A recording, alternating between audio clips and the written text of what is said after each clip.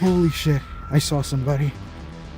I 100% saw somebody passing right by. Right. What the f? Yo! Oh! Hey, dude, just chill. It's a human brain. Why? That is ridiculous looking. That's ugly. Hello YouTube. Today we are at the infamous Riviera Hotel. Not very excited because I heard there were dogs sitting around here somewhere. But we'll go have a look anyway. Sax Urban goes in with the risk already flagged in his own head. Word of guard dogs on the property has him uneasy before he's even found a way inside. Now, I've heard that this place may have been trashed. The thing that interested me the most were ballrooms and the swimming pool. Guess we're going to the swimming pool. Despite the warning, curiosity wins out. The ballrooms and pool are exactly the kind of grand, decaying spaces that make this hotel worth the risk in his mind. Hey. Whoa. Right, jeez, fucking move in there. Sorry. I'm an explorer. How did you get in? I'm an explorer, so we're through the gate. I mean, you got me broke in. No, I didn't break it. Just as he's taking in the building, a security guard corners him, and the conversation immediately turns confrontational, with the guard treating his entry as a break-in rather than simple trespassing. Explorer. How did you get into this building? The door was just open. So you broke in? So No. you could hear the dogs outside? It was open. I didn't hear the dog. Let's wait, Nelson, come on. Listen, I'm. I don't give a fuck, mate. Okay. There's signs all over the place. Okay. The guard makes clear the dogs were meant to be a warning. Sax should have heard before ever climbing the fence, insisting the signage around the property left no excuse for missing them.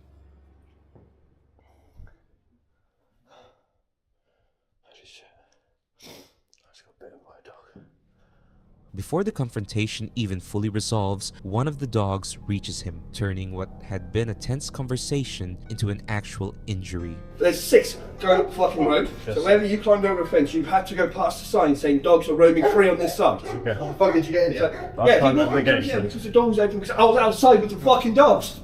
The guard continues to press the point even after the bite, making clear that every possible entry point onto the property is marked, and that Sax had no way of avoiding the warning signs on his way in. You're so fucking lucky with the dogs. Yeah, one of them got me, but it's okay. I understand why you have them. Even while nursing the bite, Sax doesn't push back on the dog's presence itself, conceding that the property this frequently trespassed on probably needs some kind of deterrent.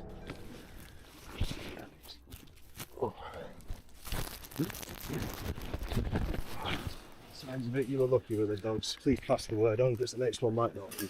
Yeah, I'll make sure no one comes down here. Thank you. Have a nice day. The guard sends him off with a clear warning for future visitors that the next person to try the same route might not walk away with just a bite. What the fuck? Riviera Hotel. But I got in. The door was open, and the fucking dog started barking. They all fucking chased me. One of them fucking bit me, ripped my jumper, fucking bleeding in my arm. Holy fuck! Well, there it is. The Riviera. Once he's off the property, the adrenaline catches up. 4 dogs, a torn jumper, and a bleeding arm later, Sax is left processing just how close the exploration came to going a lot worse than it did. After the video went up, plenty of viewers focused less on the hotel itself and more on whether the men confronting him were actually authorized security at all. Others were less concerned with who they were and more alarmed by the risk the dogs themselves posed, especially if someone less prepared ever ended up in the same situation. Whether the men were legitimate security or not, the outcome was the same either way. Sax left the Riviera Hotel with a bite mark, a torn jumper, and a clear warning that this particular exploration wasn't wasn't as easy as the videos online made it look.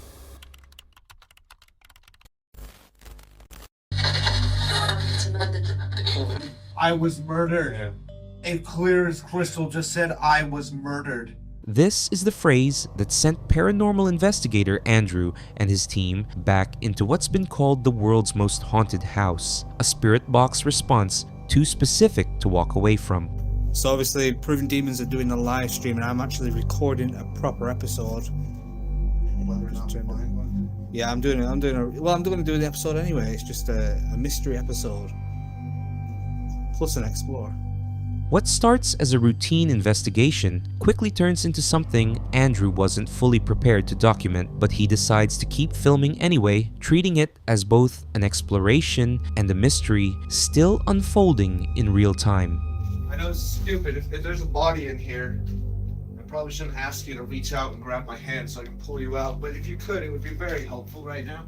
Even joking about it feels uneasy. The idea that there could be an actual body behind the wall they're about to open up isn't lost on anyone in the room, and the nervous humor doesn't quite cover how seriously they're taking it. So to confirm, this is not what you want us to find. There's still something in there. Say body if there's still a body in the wall. Using the spirit box to guide the demolition itself, the team tries to confirm whether they're digging in the right place at all, treating the responses as directions rather than just background noise. Well guys, you wanted it. A lot of you got upset with me that I left a cliffhanger to it, so tonight we are finishing the wall. Even though I currently have food poisoning, I even made a point to be out here at about midnight right now to spend the whole night getting through this wall and see if the spirit box was right. Andrew returns for a second night specifically to finish what the last video left unresolved, pushing through illness because the audience response made it clear this couldn't be left as a cliffhanger. We've got to be really careful because some of these parts inside this wall are part of the structure. Now if we take this bit of support down in here, the chances are the building can just implode on itself. And I don't want to die yet. The wall isn't just hiding something, it's actively holding the building up.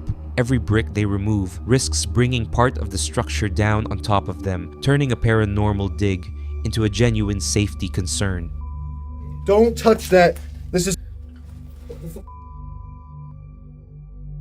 Mid-demolition, something inside the wall stops the team cold enough to call an immediate halt, a moment that shifts the entire tone of the video from investigation to something far more serious. Thank you for calling 101. Have you connected to Cheshire Police? Hi, my name's Dan. I'm an urban explorer and I'm currently in an abandoned property and we think we've found human remains. Whatever they've uncovered is enough to make the call themselves, reporting what they believe are human remains found inside the wall of an abandoned property in Cheshire. We're currently waiting. No, they're not here yet. The thing is, they didn't want us to film. They asked us if we were filming. We're worried that they're gonna take our film and all of that. So I'm just gonna shut my phone off and leave it as is at this point.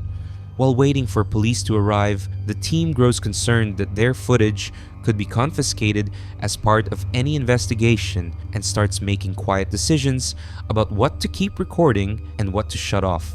Alright you guys, it is daft o'clock in the morning.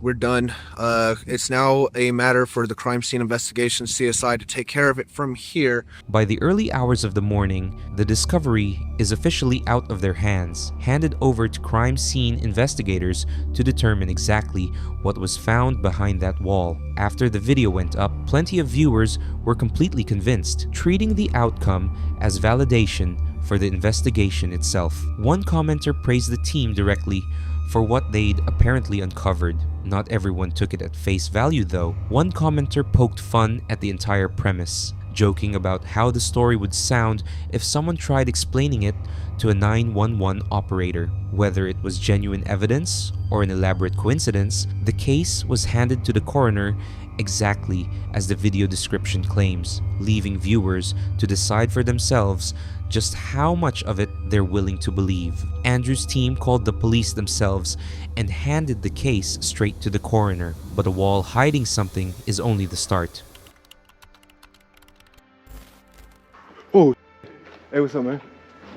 Hey, Hey, we'll leave, bro. We'll leave, all right? Go. This is the moment two explorers, deep inside an abandoned high school's auditorium, realized they weren't alone and had seconds to decide whether to talk their way out or run. School is absolutely massive. And back there is the football practice field, you said? Shoulder pads. Just leads to a closet of all the football equipment. All these shoulder pads they just left behind. The explorers begin working through a fully abandoned high school, room by room, equipment rooms, gym spaces, and hallways left exactly as they were the day the building closed. So we just made it into the pool. There's still water in the pool. Over there, there's still a scoreboard up too.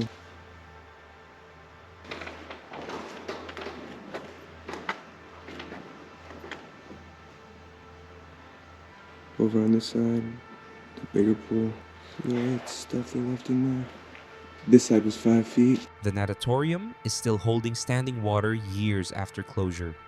Lifeguard equipment floating undisturbed. It's one of the more intact areas of the school, a preserved snapshot of a space that once had students in it every day. So we just came down to the actual auditorium. This place is massive. The red seats are really cool. There's just rows on rows of these red seats. Looks like some kids got in here and were throwing some stuff from the balcony area. The auditorium is the largest space they've found yet, rows of seats still in surprisingly good condition. It's also, without them realizing it yet, exactly where someone else is waiting. Oh, hey, what's up, man?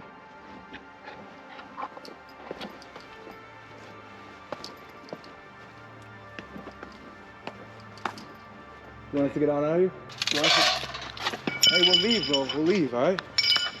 Go.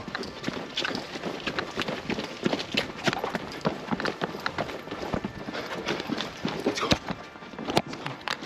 Just get out of any door. This door right here. You sure? Let's go. Yo, let's go. Let's go. Let's go. What the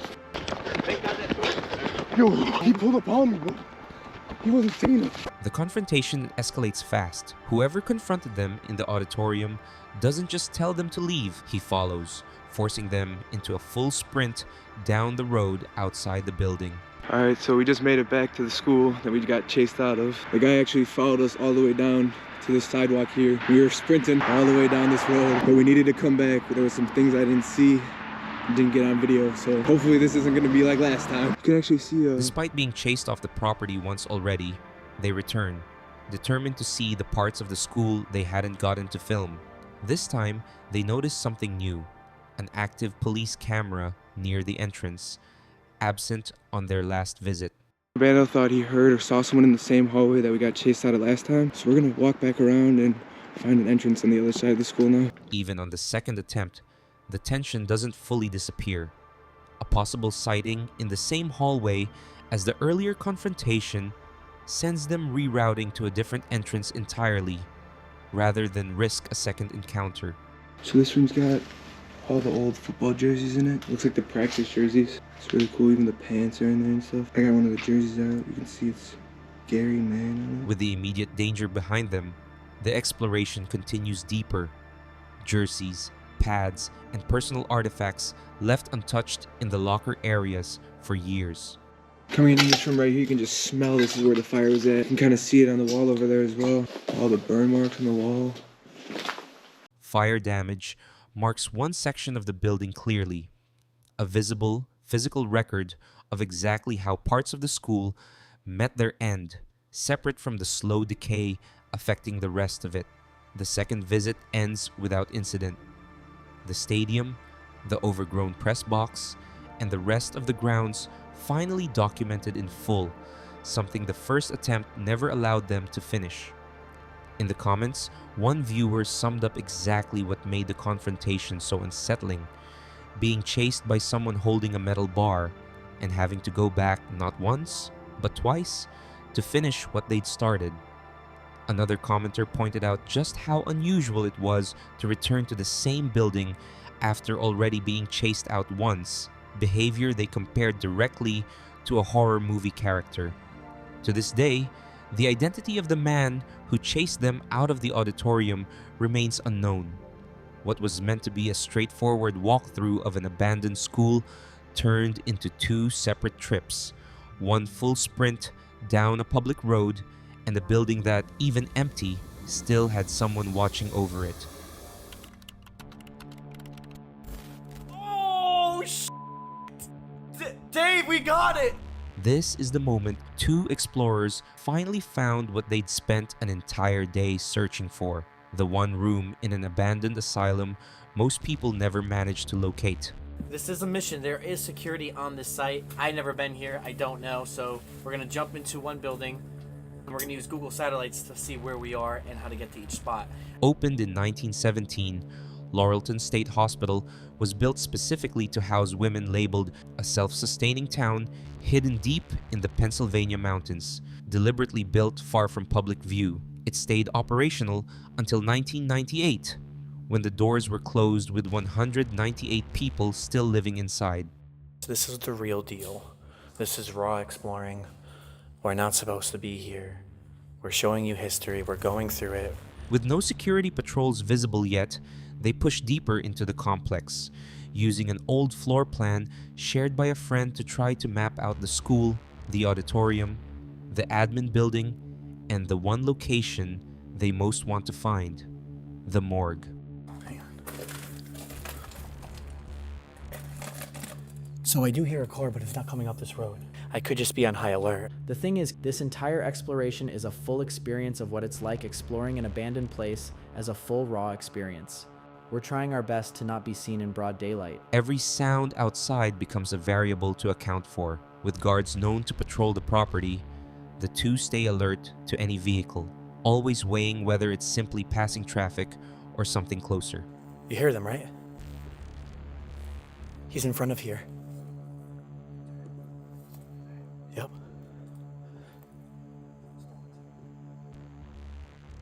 They're right in front of us. They're in front of the theater. At one point, unknown figures are spotted directly ahead, close enough to be a genuine risk of getting caught. Rather than retreat, they duck into a nearby building and wait it out.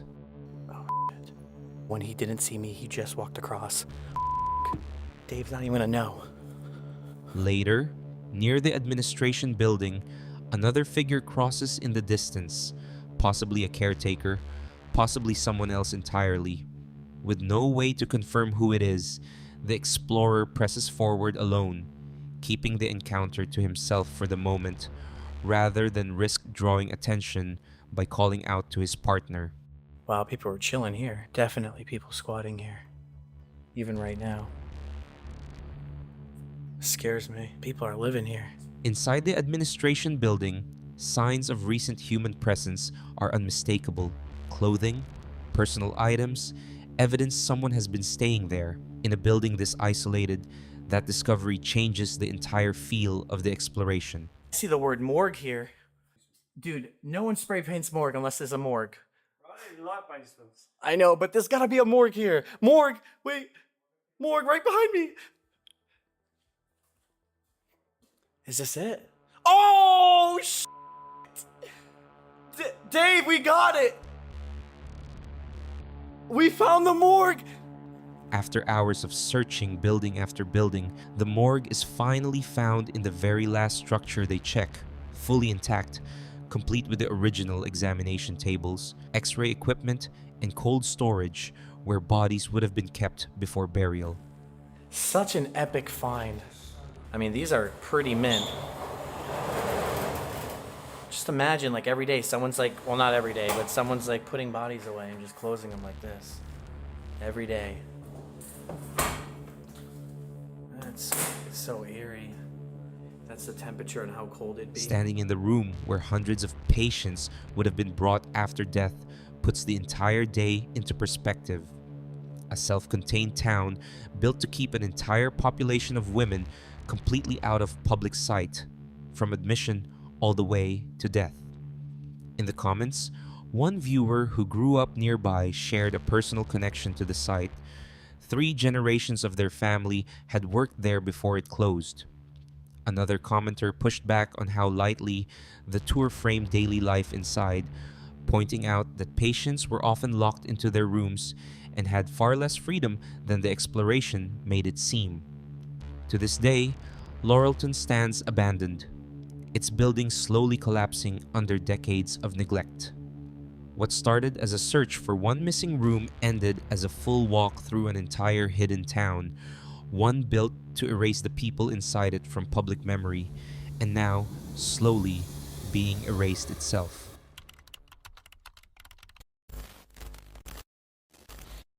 And I just found this specimen right here. It's biohazard. It's in a jar. Guess what it is? It's a human brain inside there decomposing. How lovely is that? This is the moment urban explorer Ranger Rick TV realizes exactly how much this abandoned hospital left behind. Not paperwork or old furniture, but an actual preserved human brain still sitting exactly where it was left. Deep within the ruins of an abandoned hospital lies a building shrouded in mystery. The pathology ward. Added in 1950. After the hospital shut its doors in 2001, this building briefly served as a homeless shelter before falling into ruin.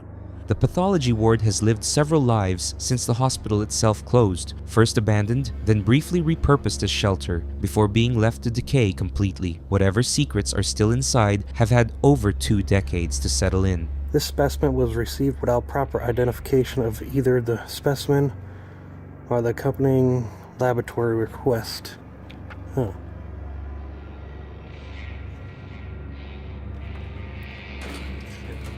Oh my god. These are all like the tests and stuff. Look at that.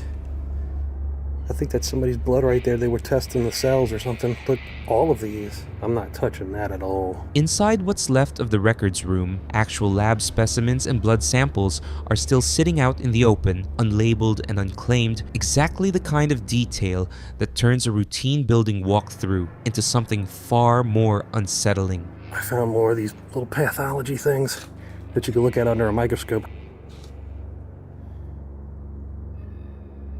I don't even know what that is.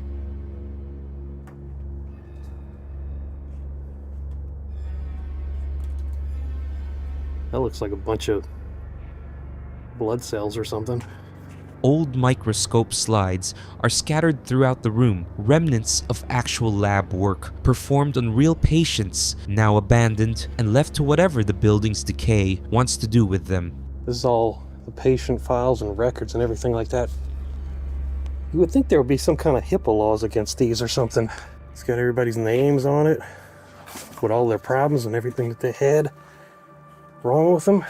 Full patient records sit exposed to the elements, names and diagnoses left completely unprotected, a detail that unsettles Ranger Rick TV almost as much as anything medical he finds in the building.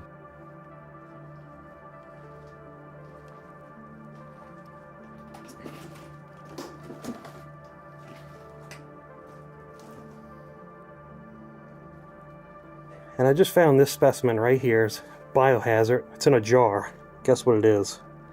It's a human brain inside there decomposing. How lovely is that? Look at that. I don't know if you can make it out, but something is not right about that at all. This is the discovery that anchors the entire video, a jarred, decomposing human brain sitting in what used to be a lab, a piece of evidence that this building once handled far more than paperwork. This is one of the morgue tables actually right here. This is where they would cut you up and let the blood run right down there into the drain. I have no idea what these barrels are for, but if I had to take a guess, this would be where they kept all the old blood. Deeper into the building, the morgue itself is still largely intact. Autopsy tables with drainage channels still in place, along with barrels Ranger Rick TV suspects once held collected blood from decades of procedures. This looks like a body freezer or something. Wow, look at that. Somebody put an American flag on a table right there. Must have been a war veteran who passed away and died, if I had to take a guess. Inside a body storage freezer, a single American flag is still draped over one of the tables, a small human detail suggesting one of the last people stored there may have been a veteran. Could you imagine how many dead bodies were in this room at one time? 1, 2, 3, 4, 5, 6. At least 24 bodies in here. For sure. That's a lot. Counting the storage slots himself, Ranger Rick TV estimates the room once held nearly 24 bodies at a time, putting a real number to just how much this space processed during its years of operation. What the hell is that? How do I look? Creepy? Yeah, I figured that. Why would you find something like this in a nursery? Why? That is ridiculous looking. That's ugly. In what used to be the hospital's childcare wing, an unexplained and unsettling object turns up among the baby pictures and toys, a jarring contrast to the room's original purpose. What the hell is this? I just stepped on that.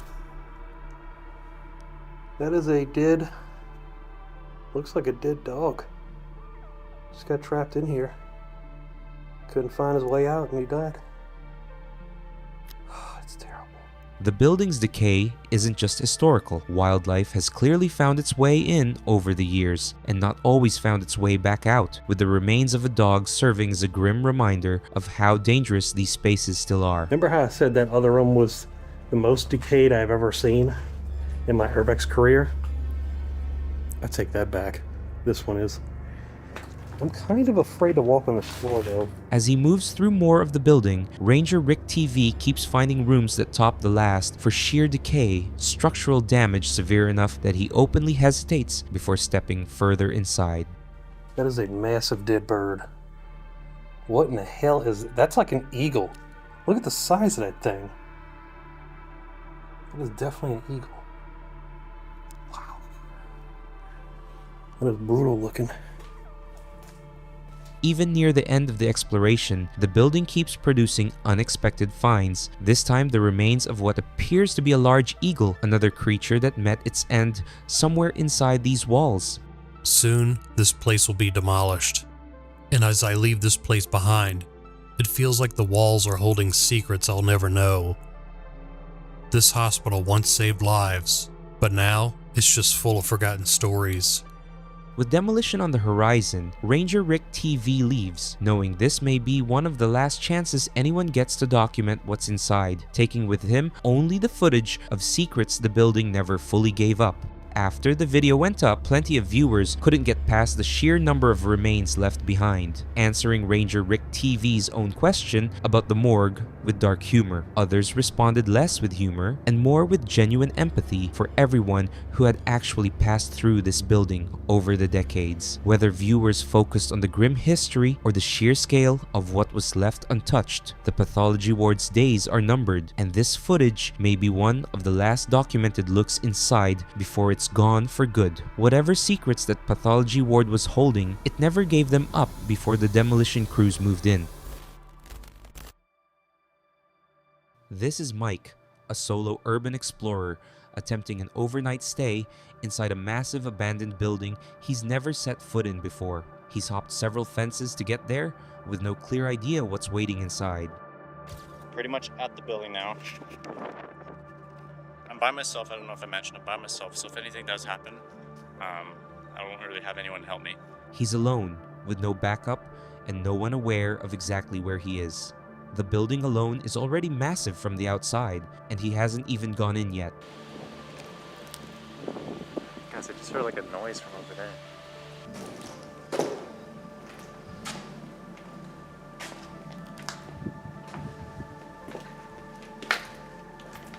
What the hell? Is that blood? No way.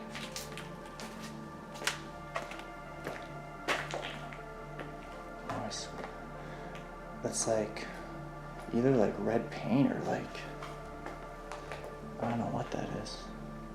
I have a feeling it's like red paint. I don't think like blood's that consistent. Inside, the building is in far worse condition than expected. Shattered glass, scorched rooms, and the dark stain on the floor.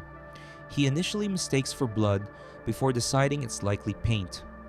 Something already feels wrong, but he keeps moving deeper in.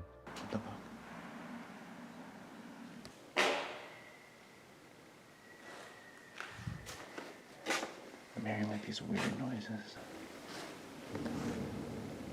What was that? Guys, did you hear that? Unexplained sounds start following him through the building. Noises that don't match birds, wind, or anything he can immediately identify. He keeps filming, keeps exploring, refusing to let it stop the challenge. Shit, this is a little wet. Whoa! It's freaking water scared me.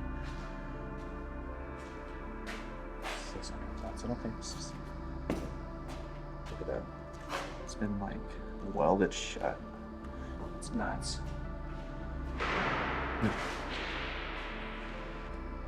That is not a coincidence.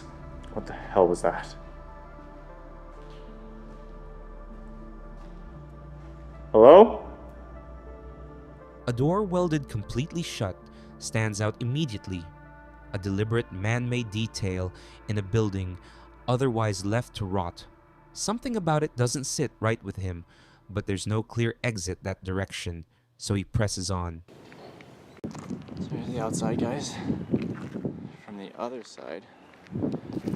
So it's basically where I'm gonna be staying for the night.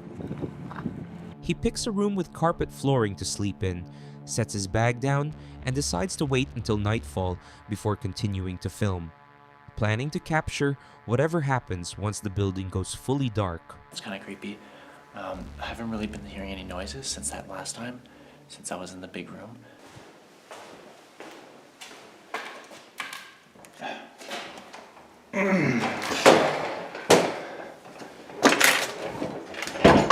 Yo! Something just moved in there. Hello?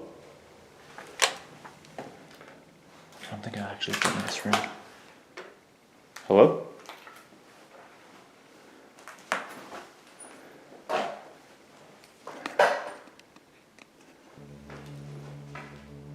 Okay, no one here. Thank God. By nighttime, the birds that filled the space earlier have gone quiet, leaving nothing but echoing hallways and his own footsteps. Every sound now carries more weight than it did in daylight.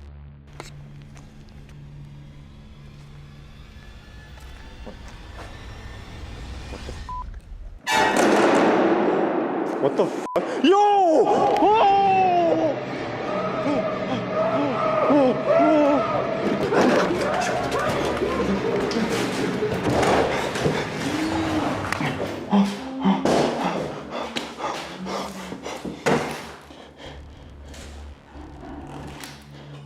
Who the hell are you?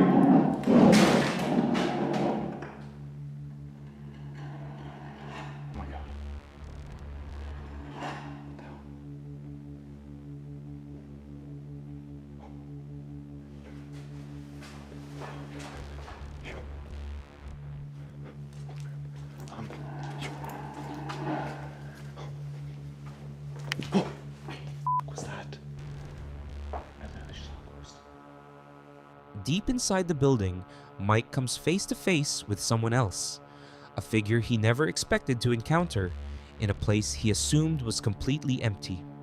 In an instant, the challenge stops being about ghosts or noises.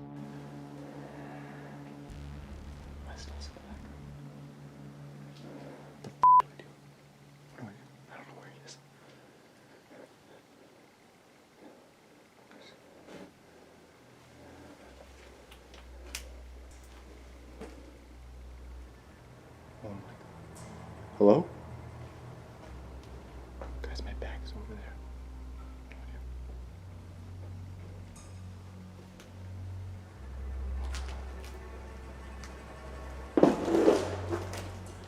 Hey man, whatever you're doing is not cool, bro.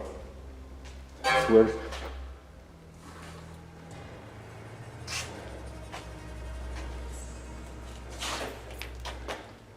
What the hell are you doing, dude?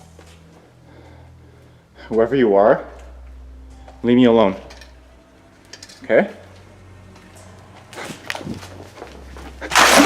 Shit. Fuck. Okay, I'm getting out of here, guys.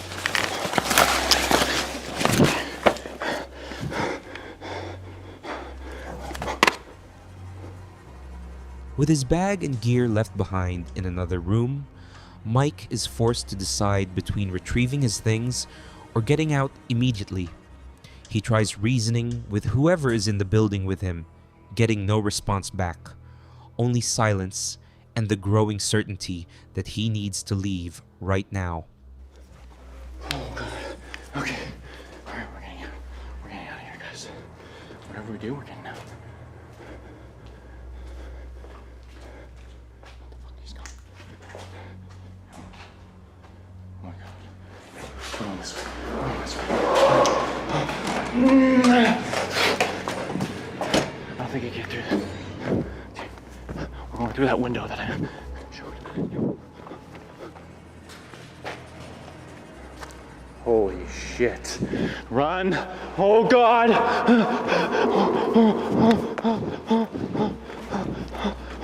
Oh god. Where'd he go? Oh! Yo! Holy crap. Oh my god. Oh my god. Leave me alone! Oh crap. He runs for the one exit point he'd scouted earlier, a window he'd noted specifically in case he needed to leave in a hurry. He makes it out, gets to his car, and drives away without looking back. It's been like 10 minutes I've been on the road. I don't know who that was or what he was doing there at 11 o'clock at night. And if anyone ever goes there, make sure you never, ever go there at night. 10 minutes down the road, Mike pulls over just to process what happened. He never learns who the man was, why he was inside a supposedly abandoned building after 11 p.m., or what his intentions were. Only that the encounter ended the challenge instantly. In the comments, viewers were blunt about the decision to attempt the challenge alone in the first place, with many questioning why he didn't bring anyone with him, given how isolated and unpredictable the location turned out to be. Others zeroed in on what happened after the encounter, questioning why anyone would consider returning to a location after coming face to face with an unidentified person hiding inside it. To this day, the identity of the man inside the building remains unknown. What was meant to be a routine overnight challenge video became, in the space of a few minutes, a real reason to run, and a location Mike has said he has no plans of ever returning to.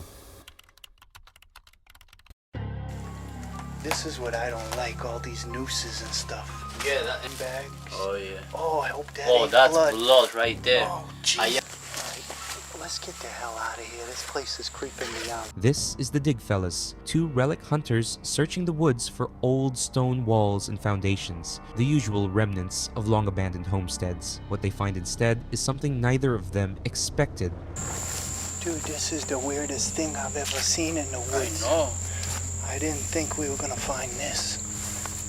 We're looking for stone walls and old foundations and stuff. I didn't think we were gonna find a freaking cabin.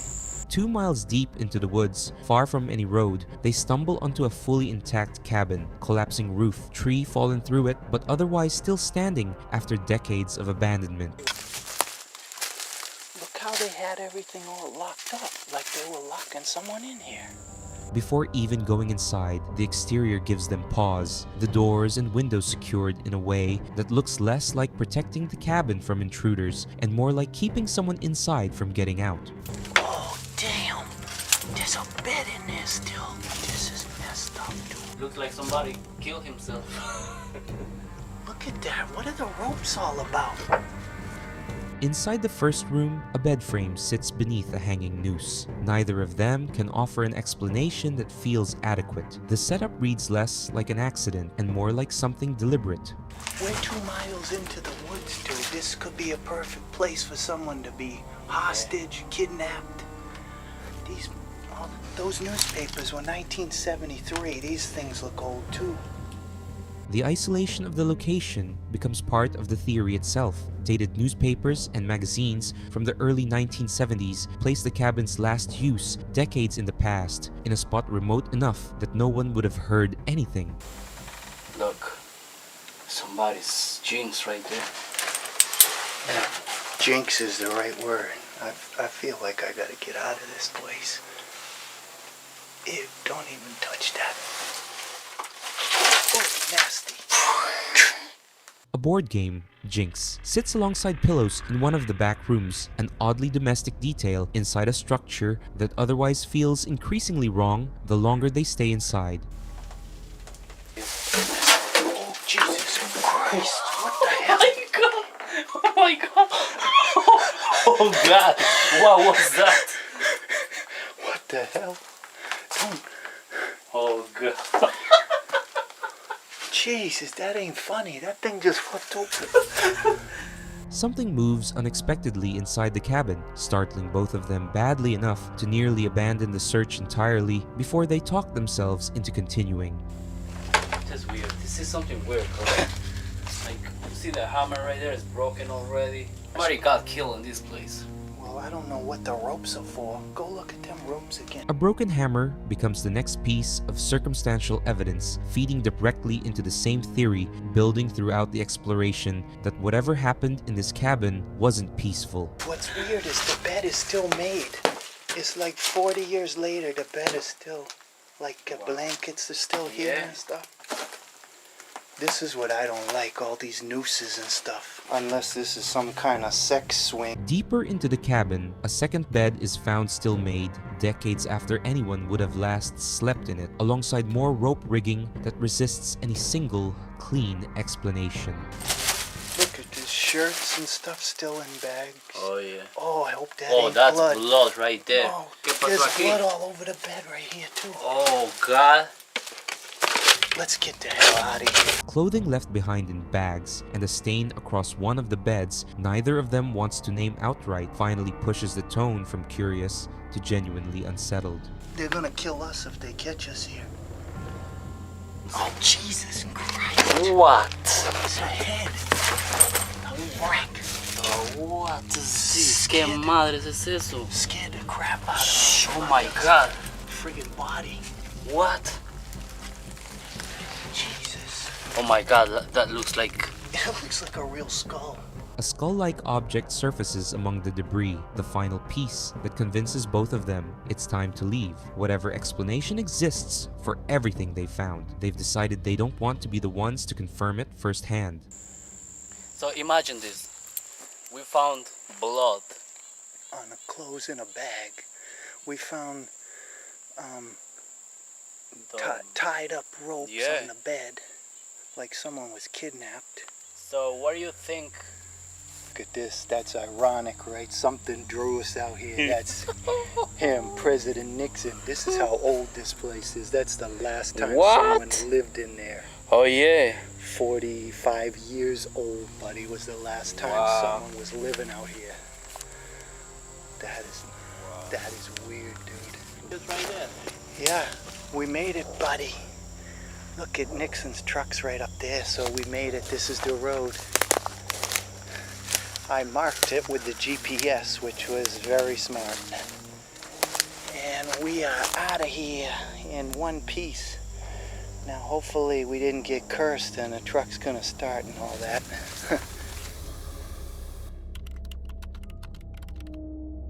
It's an old farmhouse. It was owned by a poet, and me and Dan came to this, I think it was last year, and we did some paranormal stuff in there. But I'm gonna go back and I'm gonna spend the night there. This is a solo paranormal explorer, returning to a remote, abandoned farmhouse he'd previously visited with a friend, a location known for unexplained activity, including an EVP recording that picked up what sounded like a dog barking inside an empty house. The last time I was here, it is really in the middle of nowhere. There's the odd building there. I'll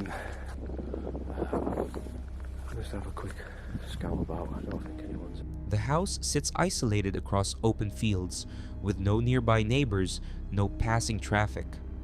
It's exactly the kind of remoteness that makes the location appealing for the video, and exactly what makes being here alone feel different. Well, if I keep talking to myself, then I take my mind off the fact that I'm on my own. So if I'm talking a lot and I'm talking too much, then that's why. He picks a bedroom upstairs, the same one from his last visit, and sets up his gear. The narration itself becomes a coping mechanism, a way to fill the silence of a house he already knows has a history of strange responses. I think paranoia. When I get quiet, I go quiet. I start to hear things, and I think it's like the paranoia, like the wonder of being on my own, and like every little noise is like, what is that? Like Every creak, every gust of wind through broken windows starts to take on weight. He pushes through it, forcing himself to keep exploring rather than retreat to the bedroom early. Ugh.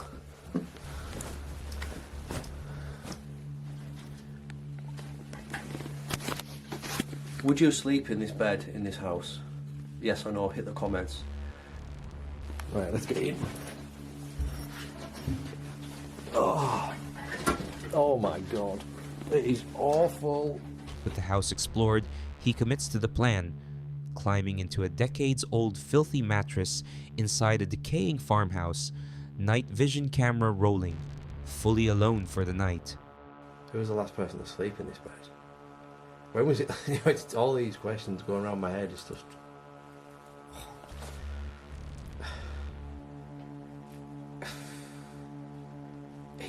It's nerve-wracking, I think, as well. It is scary. Lying in the dark, the isolation finally catches up to him. He settles in anyway, turns off the light, and lets the night vision camera keep watch as he tries to sleep. I think someone came in.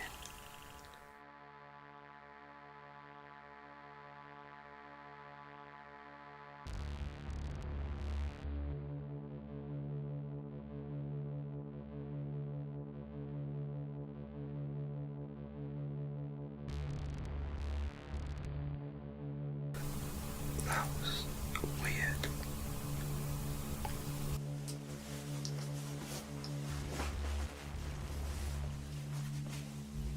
Hours into the night, something changes. Movement. A presence that doesn't behave like wind or an old house settling. He goes still, drops out of view, and waits in silence. His only advantage being that the room is completely dark, giving no indication anyone is inside.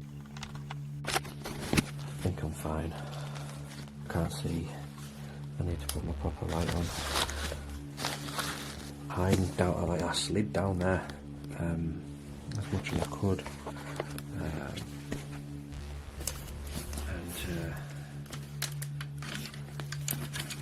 trying to be quiet as I could. I'm sure I saw someone's feet. I definitely heard something. Luckily, I had no lights on, so that won't have given away that anyone was in there. Maybe instantly just a farmer checking the place out. I don't know. I mean, you can't see him. I haven't bumped into anyone. Whoever, or whatever, moved through the house doesn't find him. He waits until he's confident it's safe, then makes his way carefully back downstairs and out toward the fields, choosing not to confront it directly.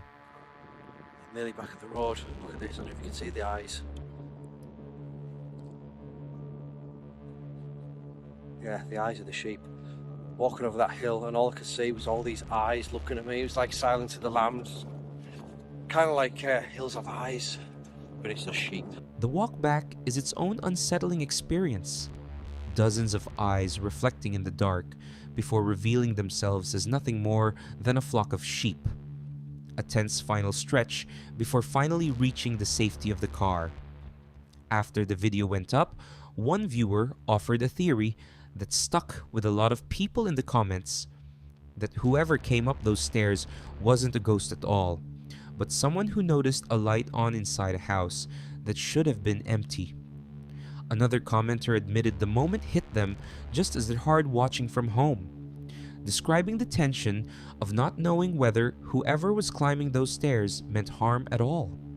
To this day, whoever moved through that farmhouse that night was never identified.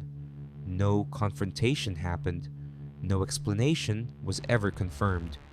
Just footsteps in the dark, a held breath, and a house that once again kept its secrets.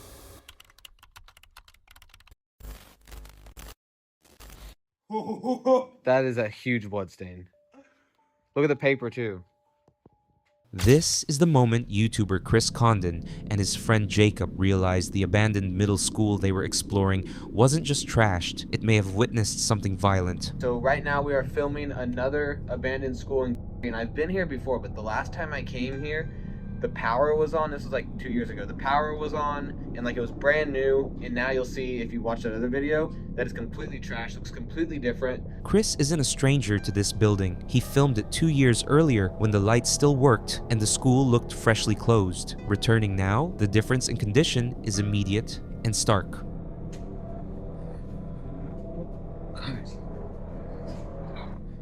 Yeah, I remember the lights being on in here.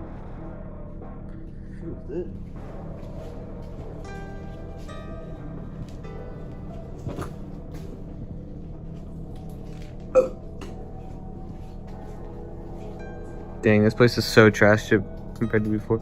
Rooms that once looked functional are now stripped and vandalized, a level of decay that Chris says wasn't there the last time he walked these same halls. Where did you know that? Oh, all these books are still here. Well, this one's not trash. No, this is how it all used to look. Despite the vandalism, some rooms remain oddly preserved, textbooks and materials left exactly where they were the day the school shut down, untouched even as everything around them was destroyed. That's pretty cool. This one, I mean, it's trash, but It's weird no one's wrote down the writing is at least still on the board. That's crazy. When somebody wrote it on I'm sure you can't erase it, that's why no one's done it yet.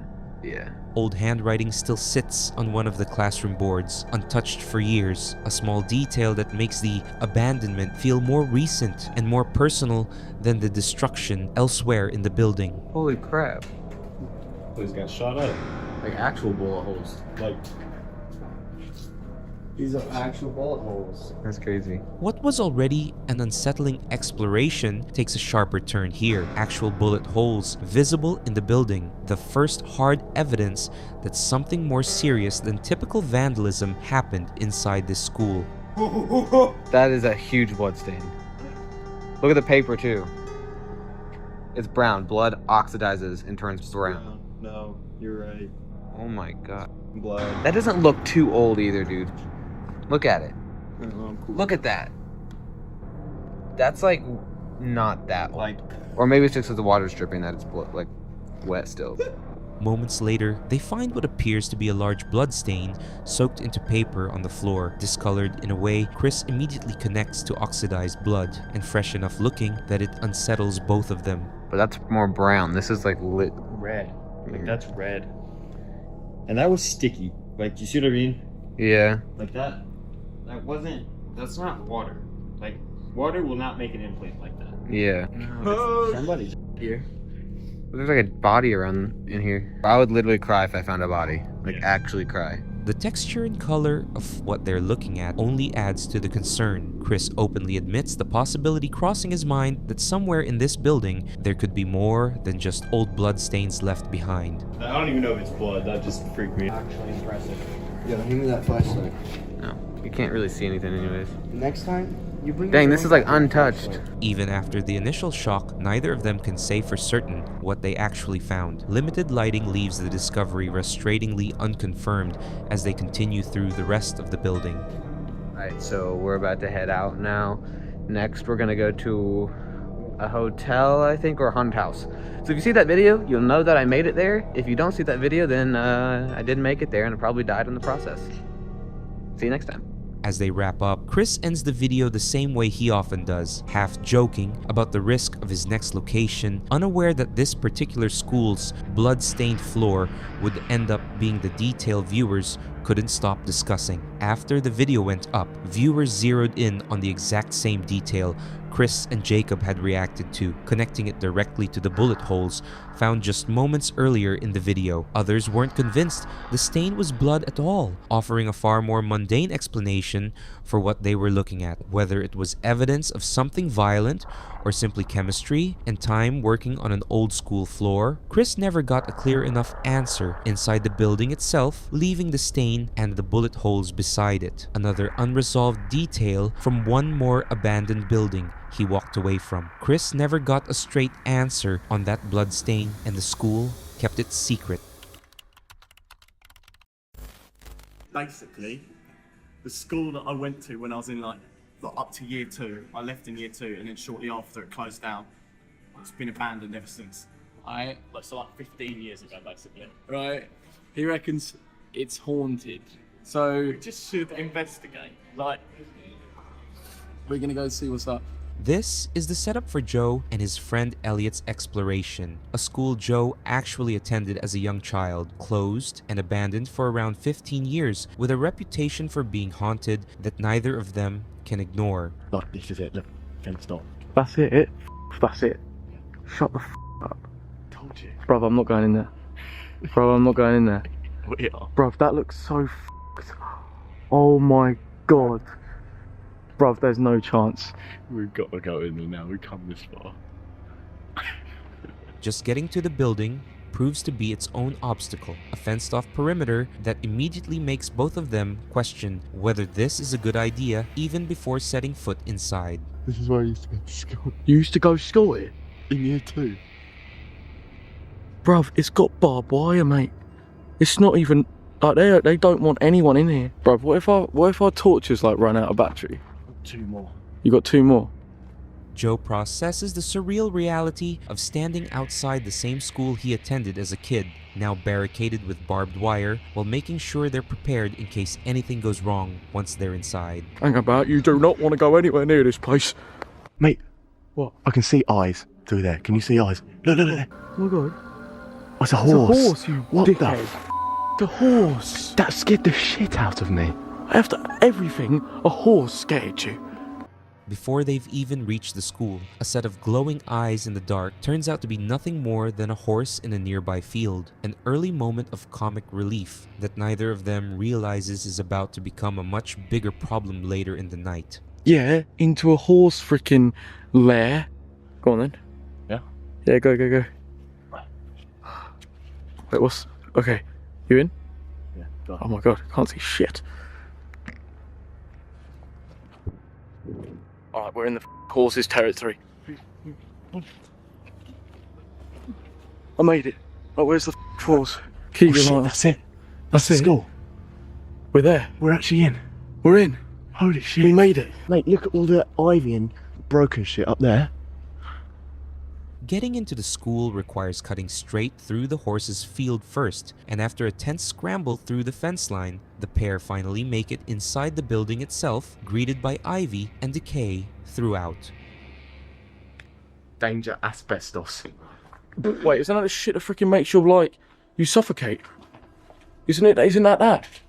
Why is it open? Almost immediately, the building's actual physical dangers make themselves known. Asbestos warnings scattered throughout, a reminder that the school poses real risks even before anything paranormal comes into play. Hello? Wait, are you filming film the room make sure. Oh my god. Wait, my focus has gone really dodgy. The second we've stepped in here. My camera won't focus. Why is it playing up? The moment they step further inside, both of their cameras start malfunctioning at once, a detail that unsettles them immediately given. There's no obvious explanation for why it would happen right as they entered. Bruv, I do not like this at all. This is getting me some weird vibes in here, bruv. Seriously. I don't know how much I want to be in here. The atmosphere inside the school starts affecting Elliot almost as much as the technical glitches, an unease that has nothing to do with what they can actually see and everything to do with how the space feels. Hi. We're just coming to explore your school. Don't be afraid. Half joking, half sincere, Joe addresses whatever might be listening directly, trying to set a peaceful tone before continuing deeper into a building neither of them fully trusts anymore. Oh my god. Oh my days, fam. Wait, it's a bloody cricket. What? Cricket guards, and they've been burnt to shred. Old classroom equipment turns up burnt and destroyed, a small but strange detail suggesting the building went through more than just natural decay over the years. Oh, look for that. Wait. What the Rastafarian is that? There's a potty for the This. Oh my god, no, Is there's that not. shit? Is that actually a poo? Hang about. Oh, that's vile. No, oh, that is vile. Not every discovery inside the school is paranormal. Some of it is simply the grim reality of an abandoned building that's clearly been used for things far more mundane than ghost hunting. What the f was that? Did you hear that? Yeah, what was that? What the f was that? I don't know. No, it was a proper like from upstairs. I heard that. From upstairs, it was like a footstep, like one footstep. Hello? No, don't do that shit. Like seriously, I don't know if I want to be in it, bro. A single, distinct footstep from the floor above stops both of them cold, the first sound of the night that neither can explain away as wind or the building settling. What the f was that? What? Did you just toast me? Swear down. Swear down. Shut up. Mate, I swear down. What the f in that room as well, bro? I'm telling you, I'm getting so much air, like cold air, like no exaggeration. I feel cold. The unease escalates further when one of them insists he felt something touch him directly, paired with a sudden cold draft that neither can trace back to a broken window or an open door nearby. Right, let's get out. Let's get out. Seriously, I don't want to be in there anymore. Shit. I'm going through glass, man. You good, yeah? Shit. You good? Shit, we need to get out of here. With the combination of the footstep, the touch, and the cold air, both of them decide they've pushed their luck far enough, scrambling to get back outside as quickly as possible. ASAP. That, bruv, you heard that footstep in it? Mate, no, swear to God. There was like just one singular footstep from upstairs. It's almost like, to the back of my head, like literally as though someone's just gone, like, brushed past. Straight up. Even while retreating, they can't stop comparing notes on exactly what they each experienced, both describing the same unsettling sensation of something moving close behind them. What the f? Mate, we're gonna have to deal with the f***ing horse now. It's intercepted us. The horse just went around the corner. That's exactly where we need to go. Yes, wait, it's coming near us. We're locked in here because that horse keeps stopping us from getting out. We're in between the ghosts and the horse. Just when they think the danger is behind them, the same horse from earlier blocks their only way out, turning the exit into its own standoff and leading directly to the line that would end up defining the entire video for viewers. Ow, I've been stung. Out the electric fence. Okay, we are I don't know. I'm gonna run. Mate, what is it doing? What is it doing? Mate, it's a demon horse. I'm running for it, okay? Shit! Bro, my keys are falling out my pocket. My keys are falling out my pocket in the field. What started as a paranormal investigation ends with a full sprint away from a spooked horse, complete with Joe nearly losing his keys in the field during the chaotic escape. After the video went up, viewers zeroed in on one single line from deep inside the school, quoting it back almost as often as the video itself got watched. Others focused less on the ghost story entirely and more on the irony of what actually ended up scaring them the most by the end of the night. Whatever was actually inside that school. Footsteps, cold air, or nothing at all. The detail that stuck with viewers for years afterward wasn't the haunting itself. It was the fact that a single horse in a field ended up being the most immediate threat of the entire night.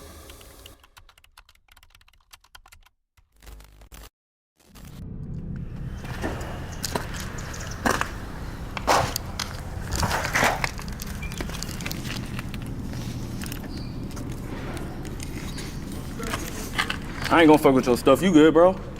This is the moment Chris, known to viewers as Urbex Hill, has to reassure someone living inside the abandoned factory that he's not there to cause trouble, just moments into a night that would only get tenser from there. In this video, I explored multiple abandoned buildings at night. The first spot is the old Fisher Brothers factory, which was built back in 1916. At the time of its construction, the Fisher Brothers had 48 grocery stores across the Cleveland area, and by 1928, Fisher Brothers had expanded to 323 stores across northern Ohio. Before stepping inside, Chris lays out the building's history, a grocery chain that once dominated the region before being bought out, rebranded, and eventually abandoned entirely by 2011. While I explored the Fisher Brothers factory, I ran into two very agitated homeless guys, one of whom currently lives in the building. He told me he refuses to stay at the men's homeless shelter right up the street because his belongings were repeatedly stolen, and some of the younger guys in there would pick on him. Because of that, he feels safer living in the abandoned factory. After hearing his story, I felt bad for him and decided to give him some money to help him out. What starts as a straightforward exploration quickly becomes personal. One of the men living inside explains exactly why he chooses a dark, abandoned factory over an actual shelter, and Chris responds by helping him out directly.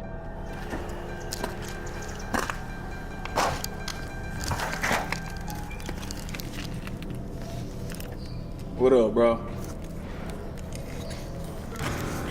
I ain't gonna fuck with your stuff. You good, bro? I ain't gonna fuck with your stuff. You can come in. I'm just saying I ain't gonna fuck with your stuff.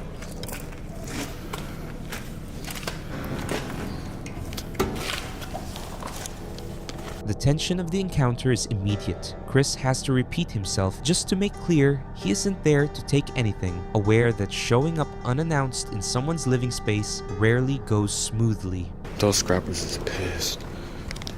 Jesus Christ. They seemed a little pissed earlier. But, I mean, I'm not worried. They didn't bother me. Shit, I mean, why would they? Damn, y'all heard that? Beyond the man he spoke with, Chris is aware of others moving through the building. Scrappers who clearly aren't happy about his presence, adding another layer of unpredictability to the night. Smells like smoke. Oh shit, those are bats. Or birds, whatever. That scared the hell out of me. Even without another person in sight, the building keeps producing its own scares. Wildlife startling Chris in the dark hallways as he pushes further into the structure. This is a literal dumping ground. Let's go this way. Oh, I'm not gonna go this way. It's a bunch of downed wires. Moving through more of the building, Chris has to navigate genuine physical hazards on top of the human element. Downed wiring among the debris, making certain paths simply too dangerous to attempt. Guys, something smells real funny. That's why I got real quiet. I'm actually concerned. Fuck. I'm hoping it's like a dead dog or something. But something's dead. A strong, unexplained smell stops Chris in his tracks, serious enough that he considers coming back during daylight instead of trying to identify the source in the dark.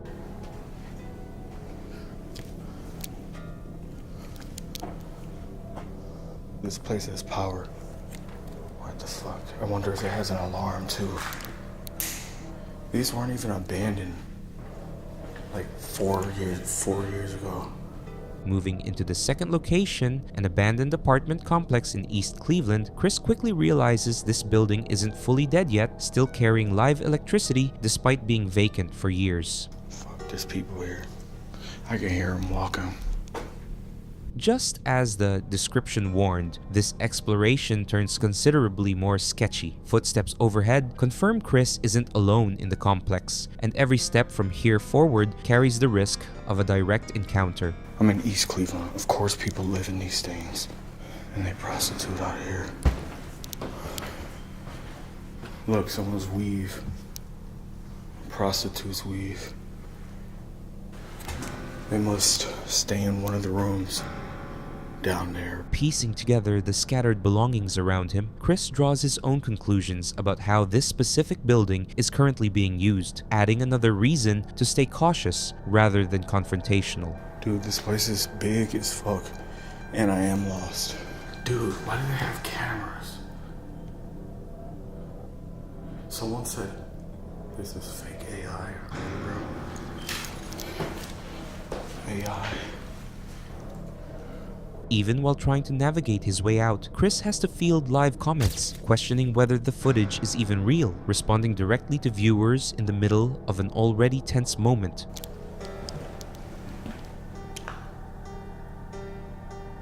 They're talking.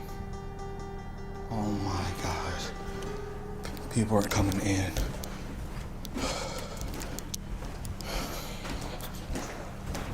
With voices growing closer, the exploration shifts fully into evasion mode, Chris doing his best to stay quiet and out of sight rather than risk a direct confrontation this deep into an occupied building. Oh, this shit is still smoking.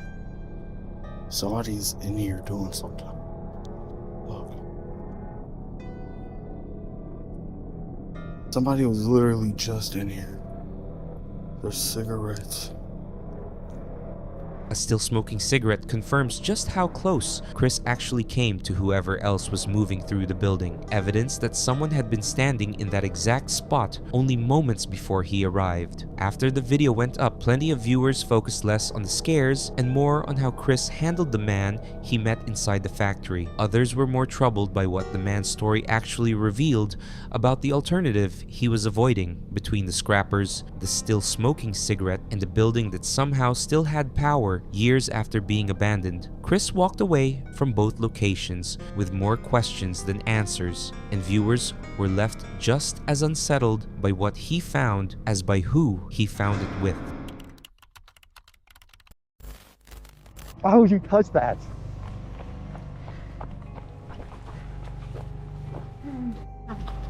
What did you do? Why would you touch that? Here, let's touch what? I didn't do anything. Dude, the alarm went off. I didn't touch anything. I didn't go near anywhere. I followed right behind you. This is Rotting Midwest, an urban exploration channel documenting a night that starts at one facility and ends somewhere neither of them expected, a supposedly abandoned school with 5 sub-levels beneath it. It's a long ways down, so we're gonna have to climb down this hole. It's our only way. We ended up just remove this glass piece. Who says you have to break windows to get into places? The night begins at a separate facility, accessed by climbing down through a removed window pane rather than breaking in, the first sign of just how methodical this exploration is going to need to be. They're all like sealed shut. They open. Locked. Perfect. What? I told you, dude, it's sealed. That's crazy. There's nothing in any of them. The motion sensor. It's a motion sensor? Yeah. Was it put back up? It looks like it was ripped broken. off. Yeah, it ripped off. The motion sensor, though. The building is more secured than expected, with sealed doors and a motion sensor that appears to have been deliberately torn down at some point, evidence that someone else has already tried and possibly succeeded in getting inside. I was literally right behind you the whole time.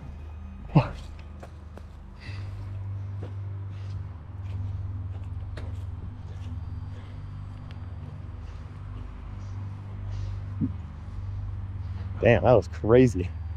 We didn't even touch anything. I don't think so. Whew. Time to dip.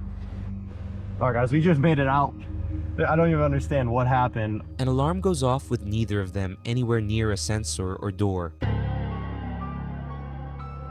With no way to explain it and no time to investigate, they abandon the location entirely and head to a second site nearby. So, because we got rudely kicked out and interrupted at the last place we were at, we decided to go to a nearby place.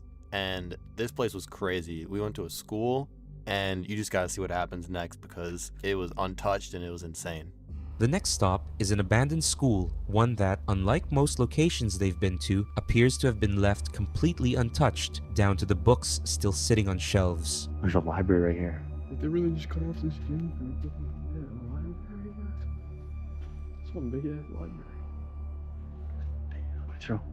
These are all new. These are all new books too. Like they just left everything. National Geographic, computer, and everything's still here. Inside, the school looks less abandoned and more paused mid-operation. Current books, working computers, and supplies that suggest the closure happened far more recently than expected. Watch out the window right there. Someone walking out there, watch out. A person is spotted outside through the window, mid-exploration, forcing an immediate check of their surroundings before continuing further into the building. Yo. We're on the second floor. Yeah, you didn't know that? We're on the second floor. There's 5 floors below us. What do you mean below us? Why does it go so cute? Super basement is crazy. What looked like a straightforward 2-story school turns out to extend 5 levels underground, far beyond what either of them anticipated walking in, and immediately raising the question of why a school building would need that kind of depth. It does connect to the church. Yeah, it looks like there's like hella security and cameras in the first floor. No.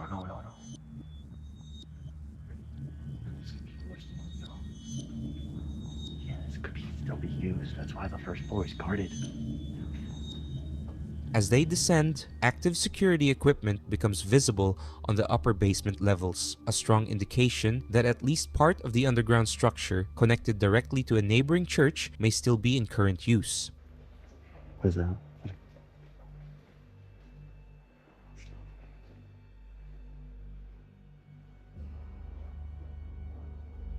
People are definitely still here. Deeper into the sublevels, signs point to active occupancy rather than abandonment, enough that continuing further starts to feel less like exploring an empty building and more like trespassing into an active one. Oh, there's a door right there. That door probably works. We should test it quick. No, it's too risky. Oh, that's active, bro. Yeah, I see the entrance. We gotta go back to the front. With active-looking equipment and a door that seems functional, the two make the call to turn back rather than push further into a level that increasingly doesn't feel abandoned at all. Was he looking at us? He like pulled out right as we left. He's a Qdoba. Hey, we can jump down there and then cross over and then get to the car. They might have footage of us, so I mean, we probably should stick together.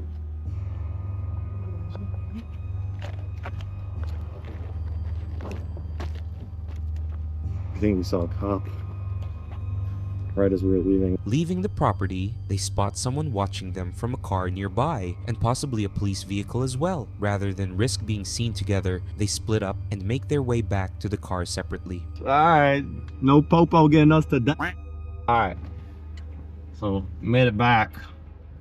No technical difficulties. Overall, say it was a pretty solid adventure.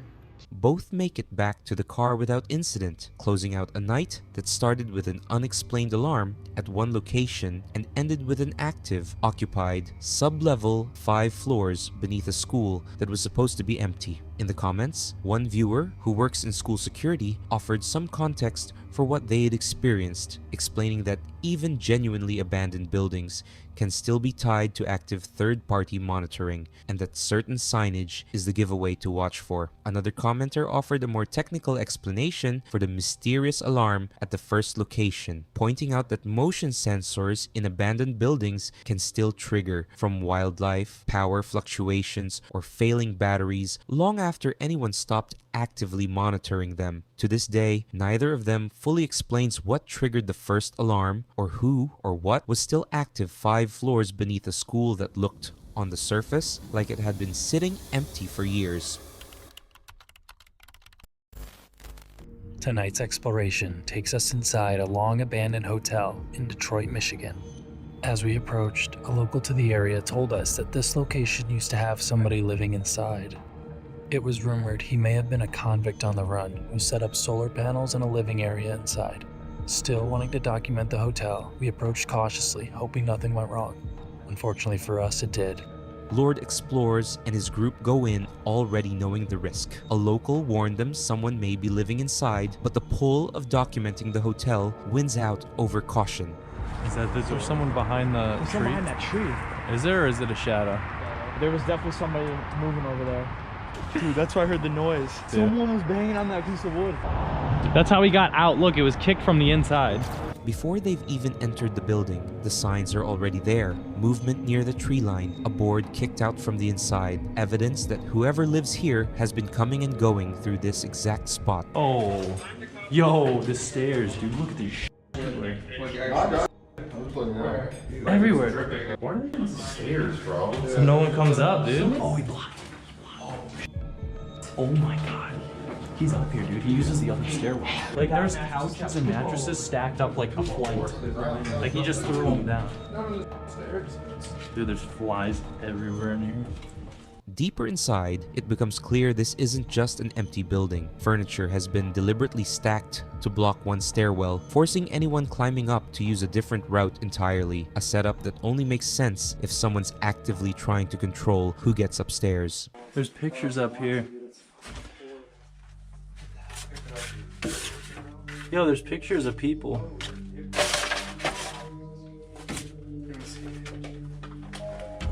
Did people live in here, or was this a hotel?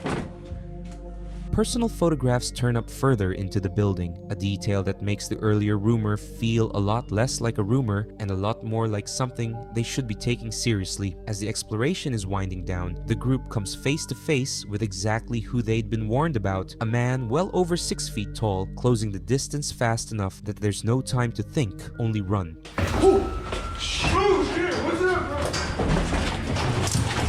Pete, you alright? Alright, go. We're going. Go. What was it?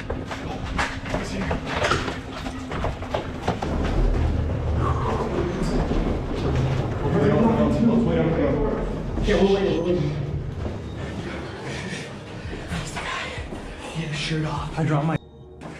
He might have it. Let's go. He was standing there coming towards me. The panic is immediate and real. Someone drops a piece of gear in the chaos, but there's no time to go back for it. The only priority now is putting as much distance between themselves and the man as possible. Did you see him? No, I did not. Hey, go.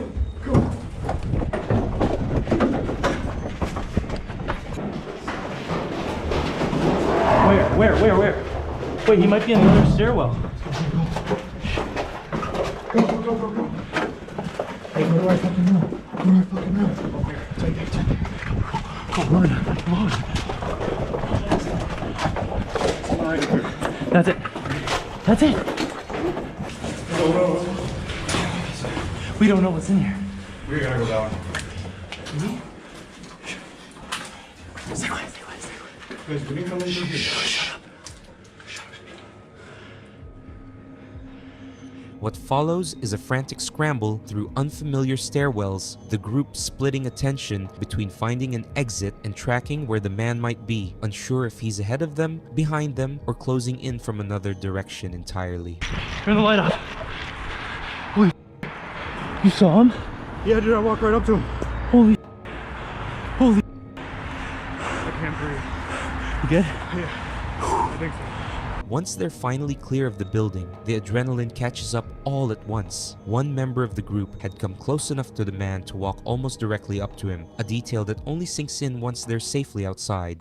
After we made it out of the hotel, he proceeded yelling from the roof and throwing stone pavers down onto the parking lot below. My fingers are There he is. Is that him? On the roof. It is. Shine the light. In the middle. Shine the light. Is that him? Light. I don't know. Oh yeah, this is moving. No, he's not. Yes, he is. Holy shit, that's him. He moved. Oh my god, that's literally it. That's him, dude.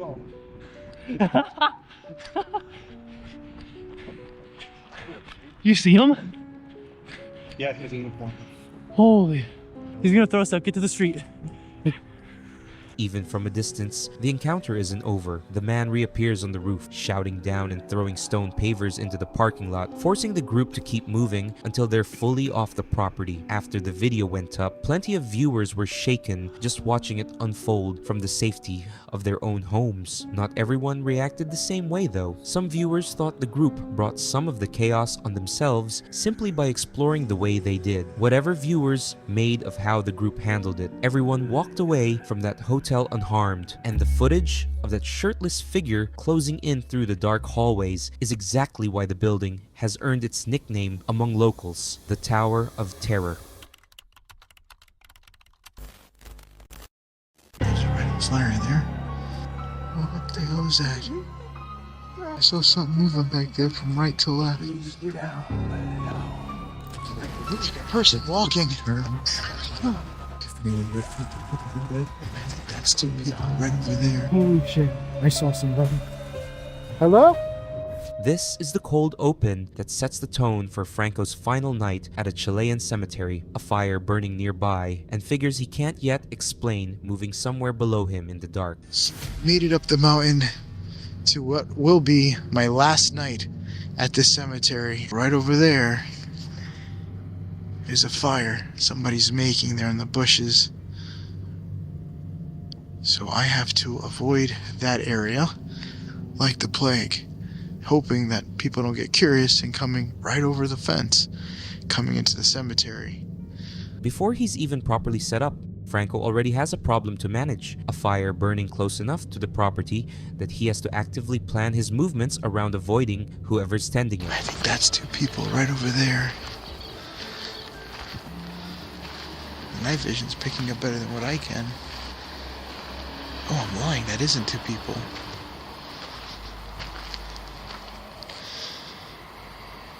There's nobody sitting there. I thought somebody was talking. Early on, the night plays tricks on him more than once, shapes that read as people through the night vision, resolving into nothing the moment he looks closer. It's the kind of uncertainty that will define the rest of the night. Oh shit, wait a second.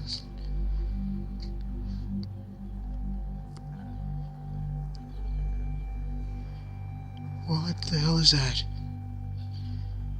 Right over there, you see it?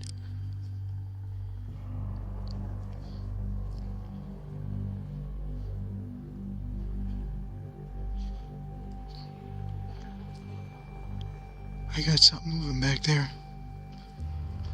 That might be a person, just a heads up. Hold on, let me try to make my IR as powerful as I can.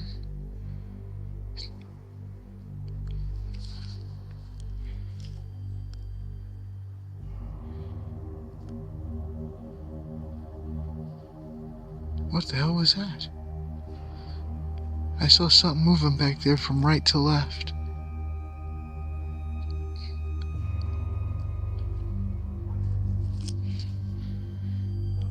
And that was not an animal. This is the moment the night shifts from unease to something more concrete. Movement crosses his frame clearly enough that Franco rules out an animal outright, though he still can't say for certain what it actually was. Does that look like a person walking up the mountain towards the right.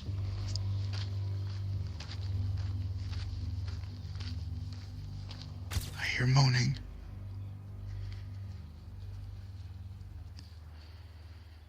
I'm actually a bit creeped out.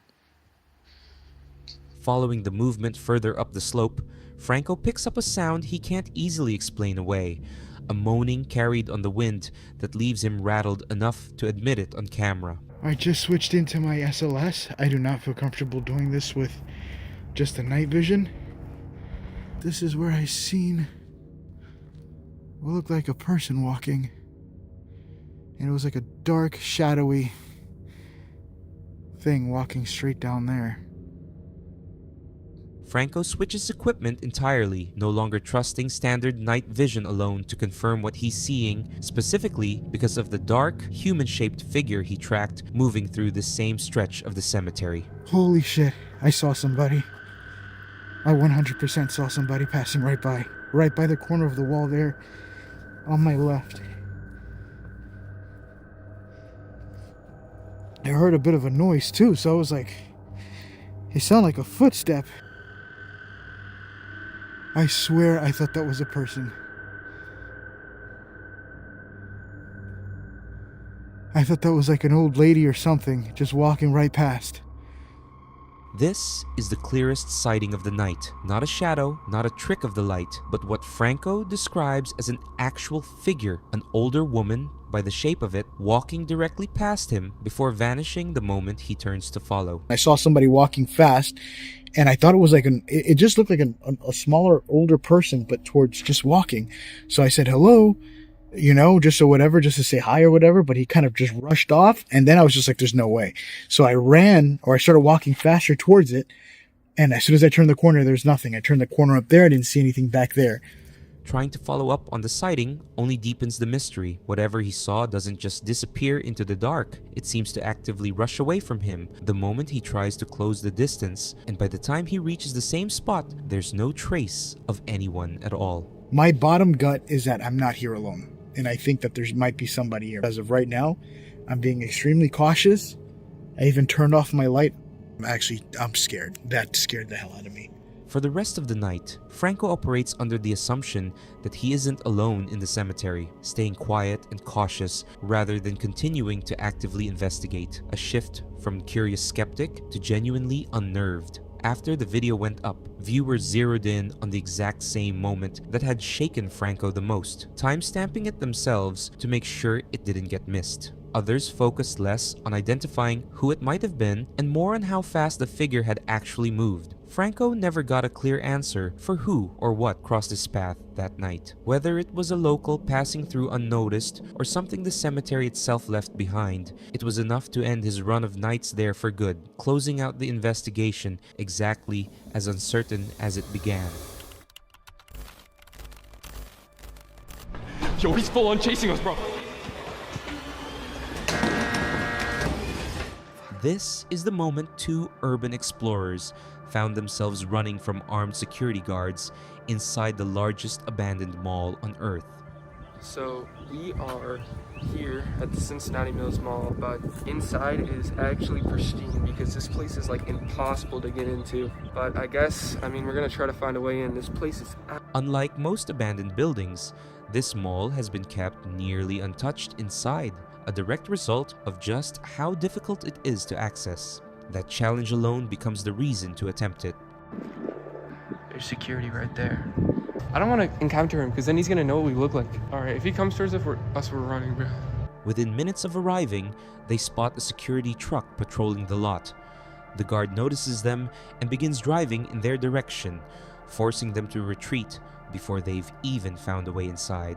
The security here are like crazy. There's 3 of them, I'm pretty sure. They sit inside 24/7, and every few hours they go around and check every door, window, gate, trash compactor, whatever, and make sure it's closed. So I decided to look up a floor plan and realized the main security office was right where we got chased out. Piecing together how staff move in and out leads to an unlikely realization. The only functioning entrance to the entire mall is through the active security office itself, the one place they'd already been spotted.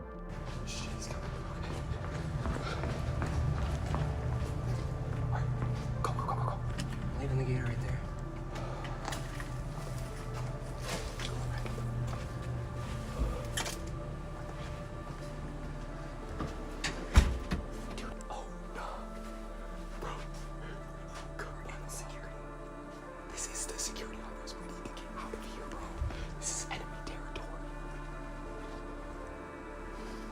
They make it inside, only to realize they've walked directly into the guard's own office.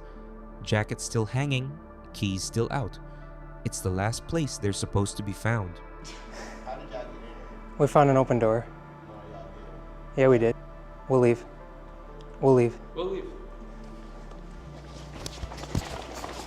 They're caught almost immediately, questioned face to face, forced to talk their way out on the spot before being told to leave the property. Like 5 minutes ago, a cop pulled up on us.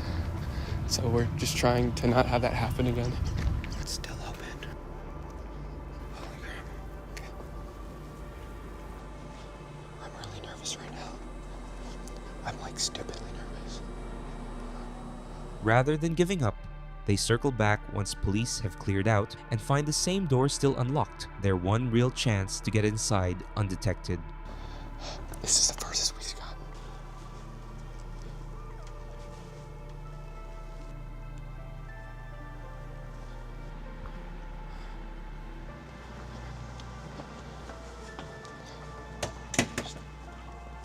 Wait, is this the movie theater?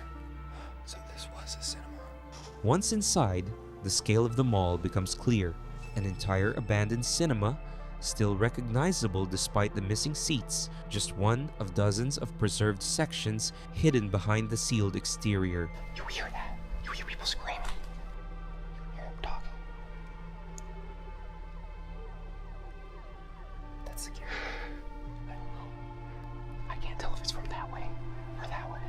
Deep inside the mall, voices echo through the empty halls. Multiple guards, clearly coordinating, clearly aware someone is inside. With no way to tell how close they are, the explorers make the call to leave immediately. Hey.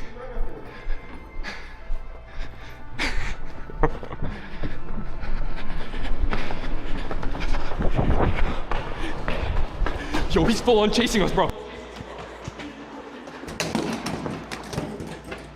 Hey. Close. Watch it. Why y'all running? You was in here before, weren't you? No. Yeah, you was. No, I wasn't. A guard catches up to them directly, accusing them of returning after a previous visit and insisting they broke in, a confrontation they try to talk their way out of in real time, mid-chase. There ain't no gaining entry. Goofy motherfucker, I've been security here for a year. You gotta be slow. Literally, you gotta be slow. Running ain't gonna get you nowhere, dumbass. The guard makes clear he's confident in the building's security, unaware they'd already found the one weak point in the entire property, his own office door. After the video went up, viewers couldn't get over the irony of the guard's own words, given exactly how the explorers had gotten inside in the first place. Others pointed out the contradiction in real time, noting how strange it was for security to demand they stop running while actively chasing them down. To this day, the explorers never got caught with clear enough footage to be identified, and the mall remains slated for demolition, meaning the footage from this run may be some of the last ever recorded from inside the largest abandoned mall on Earth. Oh, Dave, we got it! This is the moment two explorers finally found what they'd spent an entire day searching for, the one room in an abandoned asylum most people never managed to locate. This is a mission. There is security on this site. I've never been here. I don't know. So we're going to jump into one building and we're going to use Google satellites to see where we are and how to get to each spot. Opened in 1917, Laurelton State Hospital was built specifically to house women labeled a self-sustaining town hidden deep in the Pennsylvania mountains, deliberately built far from public view. It stayed operational until 1998, when the doors were closed with 198 people still living inside. This is the real deal. This is raw exploring. We're not supposed to be here. We're showing you history. We're going through it. With no security patrols visible yet, they push deeper into the complex, using an old floor plan shared by a friend to try to map out the school, the auditorium, the admin building, and the one location they most want to find, the morgue. So I do hear a car, but it's not coming up this road. I could just be on high alert. The thing is, this entire exploration is a full experience of what it's like exploring an abandoned place as a full raw experience. We're trying our best to not be seen in broad daylight. Every sound outside becomes a variable to account for. With guards known to patrol the property, the two stay alert to any vehicle, always weighing whether it's simply passing traffic or something closer. You hear them, right? He's in front of here. Yep.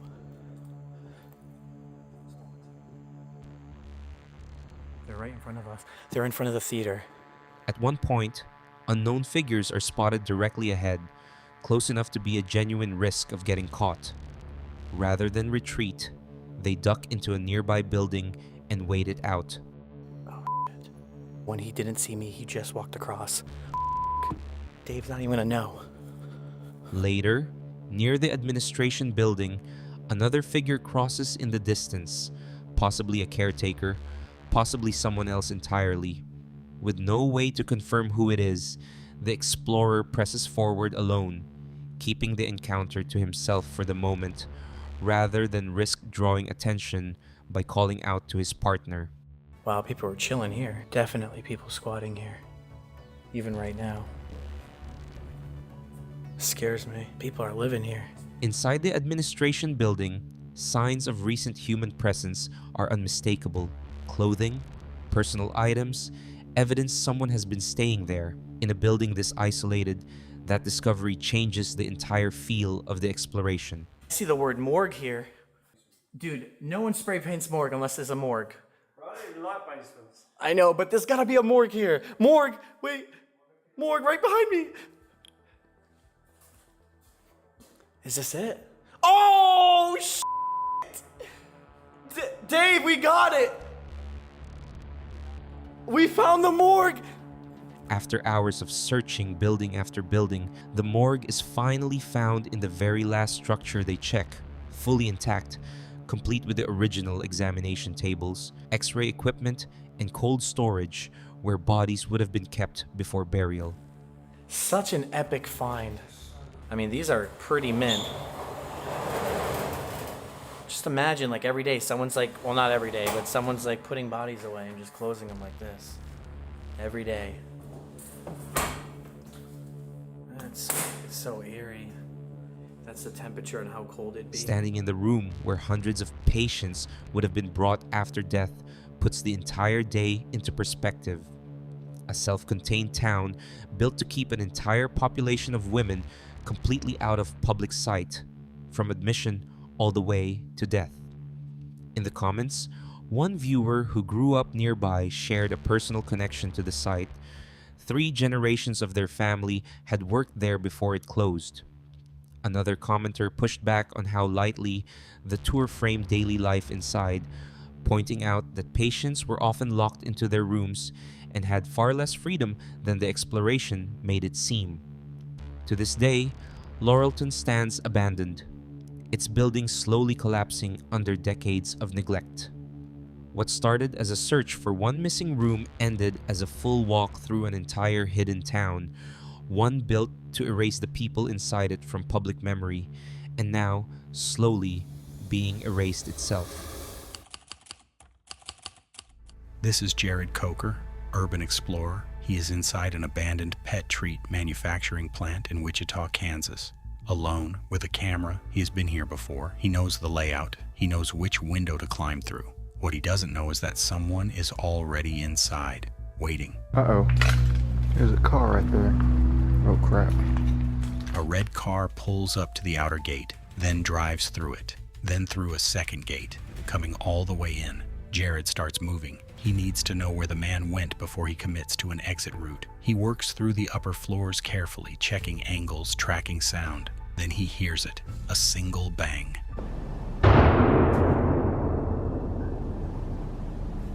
Oh my God. Was that a gunshot? He had something in his hand too. It must have been a gun. There may be like no escape. He's still inside. 5 stories of dark corridors, burnt out rooms, and dead ends. Multiple ways out. No way to know which ones are being watched. He keeps moving, and then the man steps out directly in front of him, armed, tactical vest, his own set of handcuffs. He tells Jared to put them on. I've never put on handcuffs before. Here, just put them on each side of you. How's that? Put them in front of you. That way you can carry them in front, okay? What's going to happen? What? What's going to happen is the police is going to come, and then you take your name and get you for criminal trespassing. It's nothing these days. A lot better than me shooting you, isn't it? Was that what I heard? Yeah. What'd you shoot at? Shoot it. See people, I shoot at them. There If was they someone- run, you shoot. There you go. Okay? Is there someone else here? Yeah. Be cool, nothing will happen, okay? All right. I shot one guy this way. Another one. Jared puts them on. The man loads his bag and camera into the trunk of the red car, drives him to the front entrance. They wait for police together. It takes over an hour for them to arrive, and while Jared is being driven away for trespassing, the man walks back inside. 2 other kids had entered the building the same way. He finds them, and he shoots them. Both were treated for non-life-threatening injuries. The gun was loaded with pellets, not lethal, but he didn't know that when he pulled the trigger. Jared was processed at the county jail just after midnight. Mugshot, holding cell, court date paperwork. By 2:30 a.m., he was in a hotel bed. By 8 a.m., he was bowling his tournament. So the cops finally show up. It's a male and a female cop. 2 of them came. So the female cop is talking to that psycho guy, and she's getting his side of the story.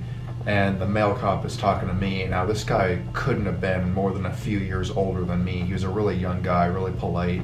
After the video went online, viewers identified the man as Kenny Lee Thomas. comments from people who had visited the same location started surfacing. One viewer wrote that he showed up on their group without warning, yelling about shooting them while they ran. Others pointed out that a private citizen placing handcuffs on someone and driving them in a personal vehicle is not a citizen's arrest. It's kidnapping. The man stood in front of 2 police officers and told them directly that if he saw anyone else enter that building, he would shoot them. They told him not to.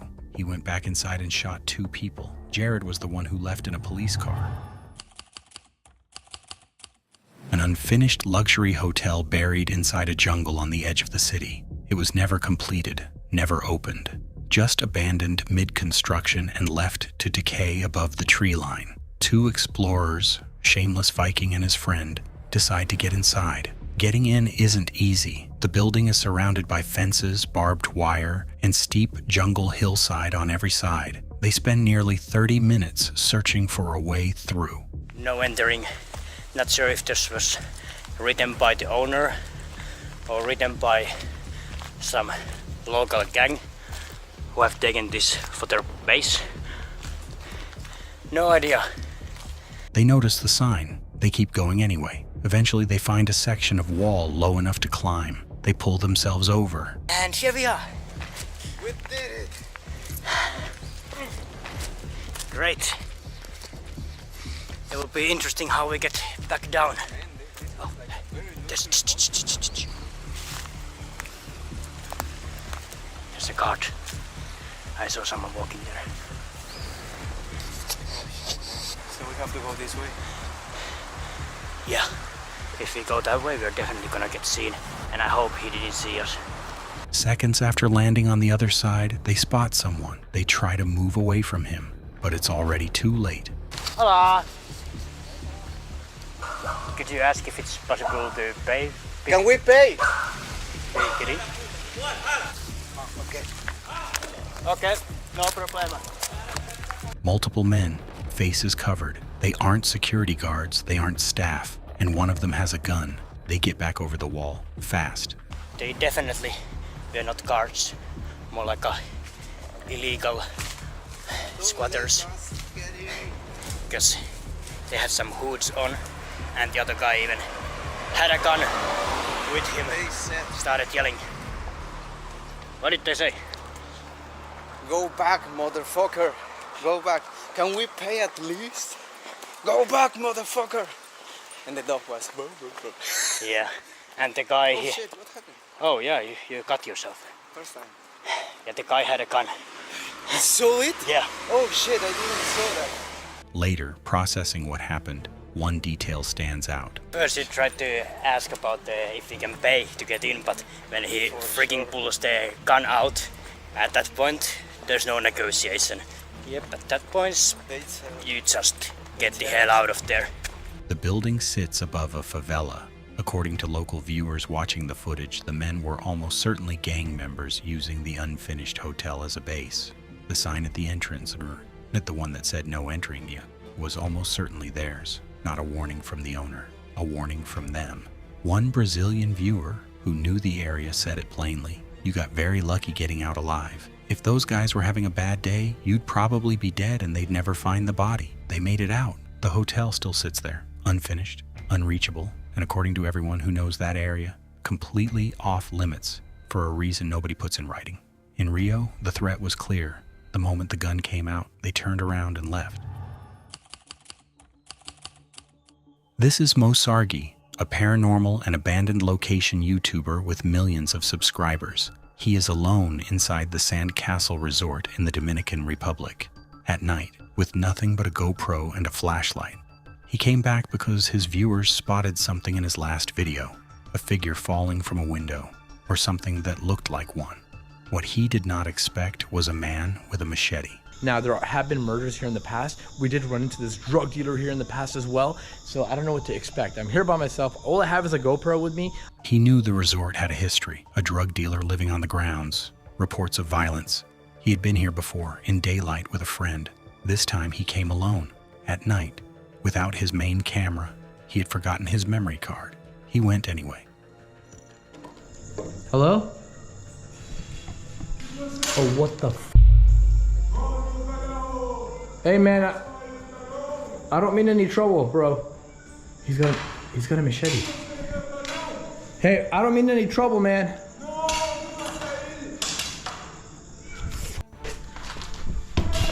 Oh, what the f? I need a rock or something. Yo, I don't mean any trouble, bro. Yo, there's a guy with a machete. There's a guy with...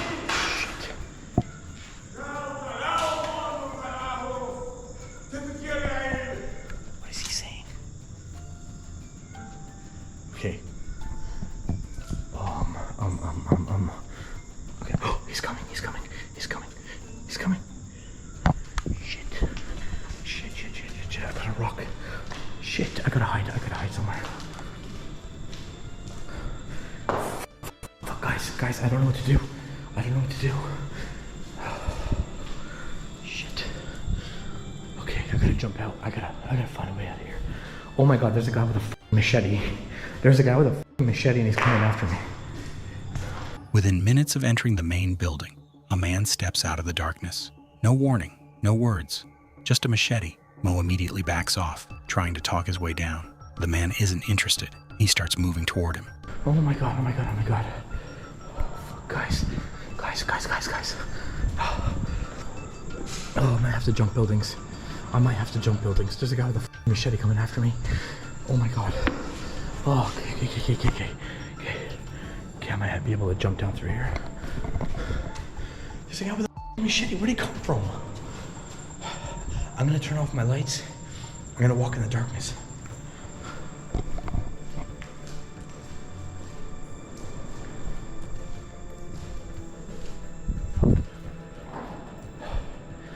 I can't see anything.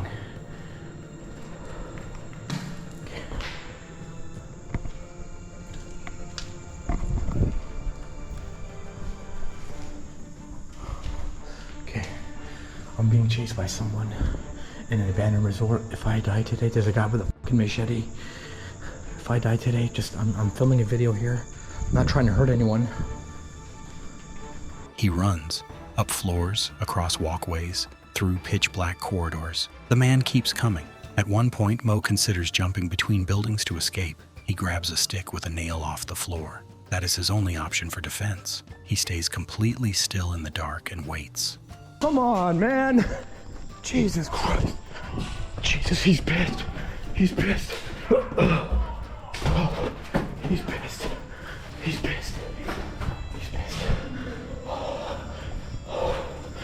Guys, I can't run anymore. Oh, what the f?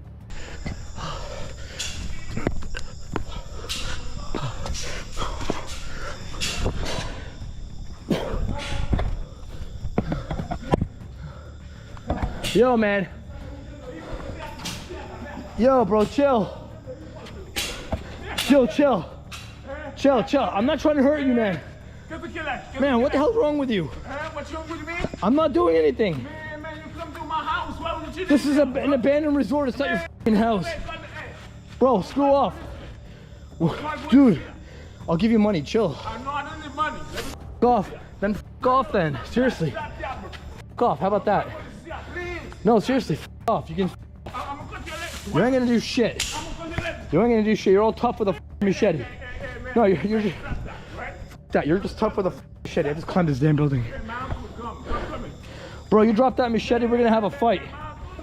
You drop that machete, we're gonna have a fight. Trust me on that. The only reason why I'm running is because you have a machete. Trust me. When the man catches up, Mo doesn't beg. He argues back, offers money, gets ignored. The man's movements are erratic, swinging without control. Mo concludes he is on something and makes a calculated decision. He can outrun him, but the machete had already come close, too close. Okay, I gotta go through this building here. I think he went back that way, to my left. I gotta go through this building here. Because I gotta cut through this building and cut through the other building. I don't want to be out in the open in case he's out here. Okay, so here we go. Okay, let's go. Okay, let's go. Oh, shit! Oh, no, please, guy. What the fuck? Oh, shit. Okay. police.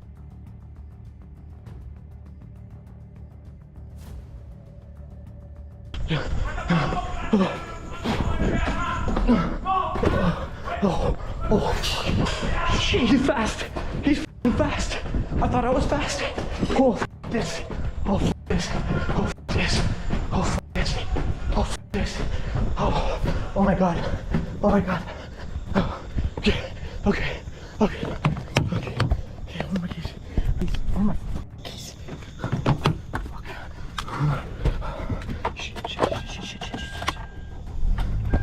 This place. Okay. Let's get out of here. Oh my god. Where is this guy? Hey! Dude, just chill. Stop. Please stop, man. I don't want to run you over. He makes it to his car. The man is still running toward him as he starts the engine. He drives straight at him to clear the path and gets out. The man with the machete was later believed to be a squatter living inside the resort, operating under the influence of drugs. Nobody who came to that resort that night knew he was there. As one viewer put it, if you weren't able to run, you would have been murdered. But at least Mo could see his attacker. He knew exactly where the threat was. Someone's downstairs. Someone's down there, guys. Bro, what? They're trying to be quiet, y'all. Somebody's definitely in here. This is Chris, known online as Urbex Hill. He is live streaming alone inside Audubon Middle School in Cleveland, Ohio. At night, the school has a history. Just under 3 years ago, a 16-year-old named Demarion Witzel was shot and killed on the steps of this building. The case remains unsolved. Chris knows this going in. He says it made the atmosphere feel even more disturbing. He had no idea just how right he was. Within minutes of entering, he notices something that wasn't there before. Guys, now it's an orange string. Thanks, cats, for the $5. It's an orange string that runs all along the school now. It used to be white. String running through the entire building, all interconnected across different floors. Viewers watching the live stream had a theory that the string was a navigation system built by someone who knows this building in the dark. On the second floor, something catches the corner of his eye. I could have swore I just saw something down there. Was that a shadow? Somebody rewind the live stream and look. Right before I pointed my camera over here. What was that in this window? Somebody in the chat let me know. I'm gonna keep going. Chris doesn't stop. He keeps moving, but later when he reviews the footage, he sees it clearly. A dark figure standing in the window, watching him. One viewer pointed out something else at that same timestamp. Now, at 40:31, what appears to be a face looking in through the glass. He makes his way to the basement, and that's where things get harder to explain. What the fuck? They literally set a fire right here. Look, it even melted the metal thing. Do you hear that? Chat, I know y'all hear that.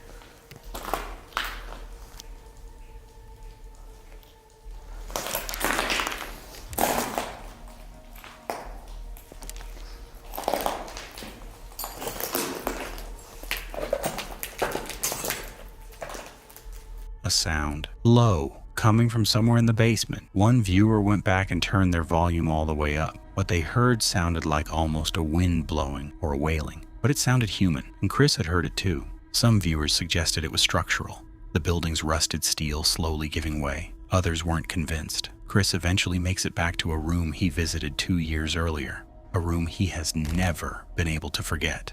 Okay, I gotta make this quick. Okay, so, look guys, remember this room? It has caution tape. Remember, the blood was literally right there. What the hell? Somebody was bleeding. Is this real? What the fuck? On the floor, right? Look. This is that same room. That's disturbing. It has police tape on it. The blood is gone, the chair is gone, police tape covers the door frame. Someone investigated this room. Whether they found anything, nobody knows. One viewer noted something about the blood that had been there 2 years prior. Blood does not stay red for long. It was red. Then, just above the basement, Chris finds something on the floor. Something that stops him cold. I am not hearing shit no more. What the fuck is this? Chat. What? Chat. Do y'all see this? A photograph of a fetus lying on the floor of an abandoned school. Do you guys see this picture? Before he can make sense of it, the noise. Dude, what? That's... He gets out. As he exits, he notices a car parked outside that wasn't there when he arrived. Later, reviewing infrared cameras he'd placed throughout the building 2 years earlier, he finds 2 separate clips. One shows a figure running past a set of doors.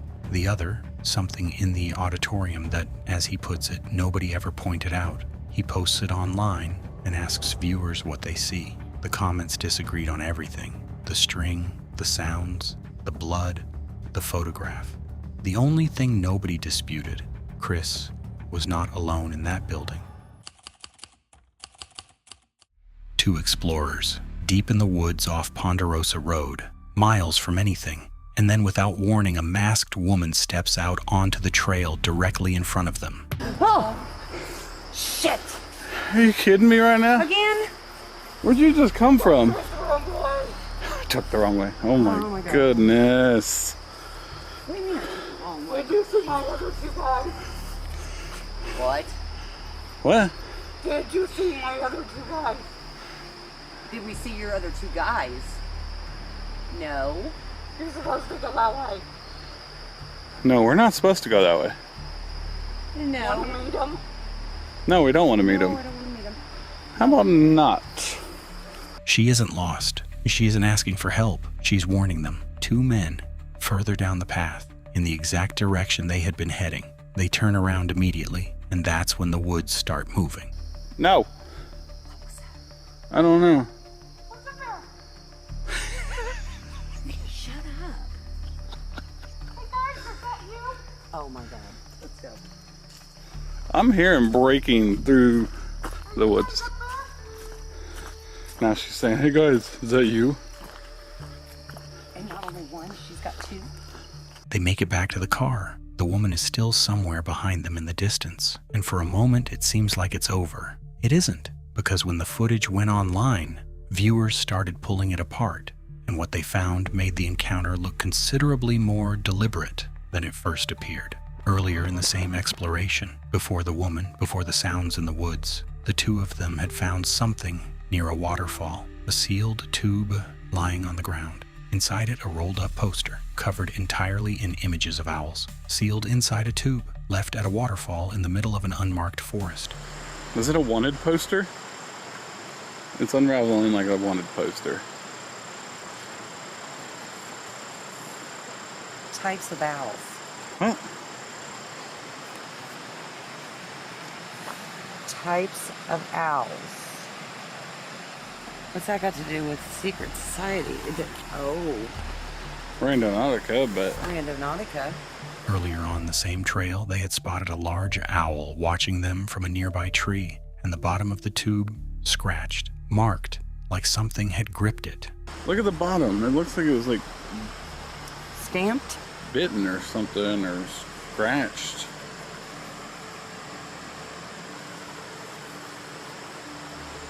Okay, that is weird. Maybe I'm an owl. But we just saw an owl up there. We did. So are the 2 connected? Some viewers believed it was a robbery, coordinated, the woman placed at the front of the trail while the 2 men waited further in. Others pointed to the owls, the sealed tube, the remote location, and drew a different conclusion. Then there was the voice. Man, she switched her voice. Mid-encounter, something in her voice changed. Several viewers noted it. Some described it as unnatural. Nobody has ever identified the woman. The two men she mentioned were never found.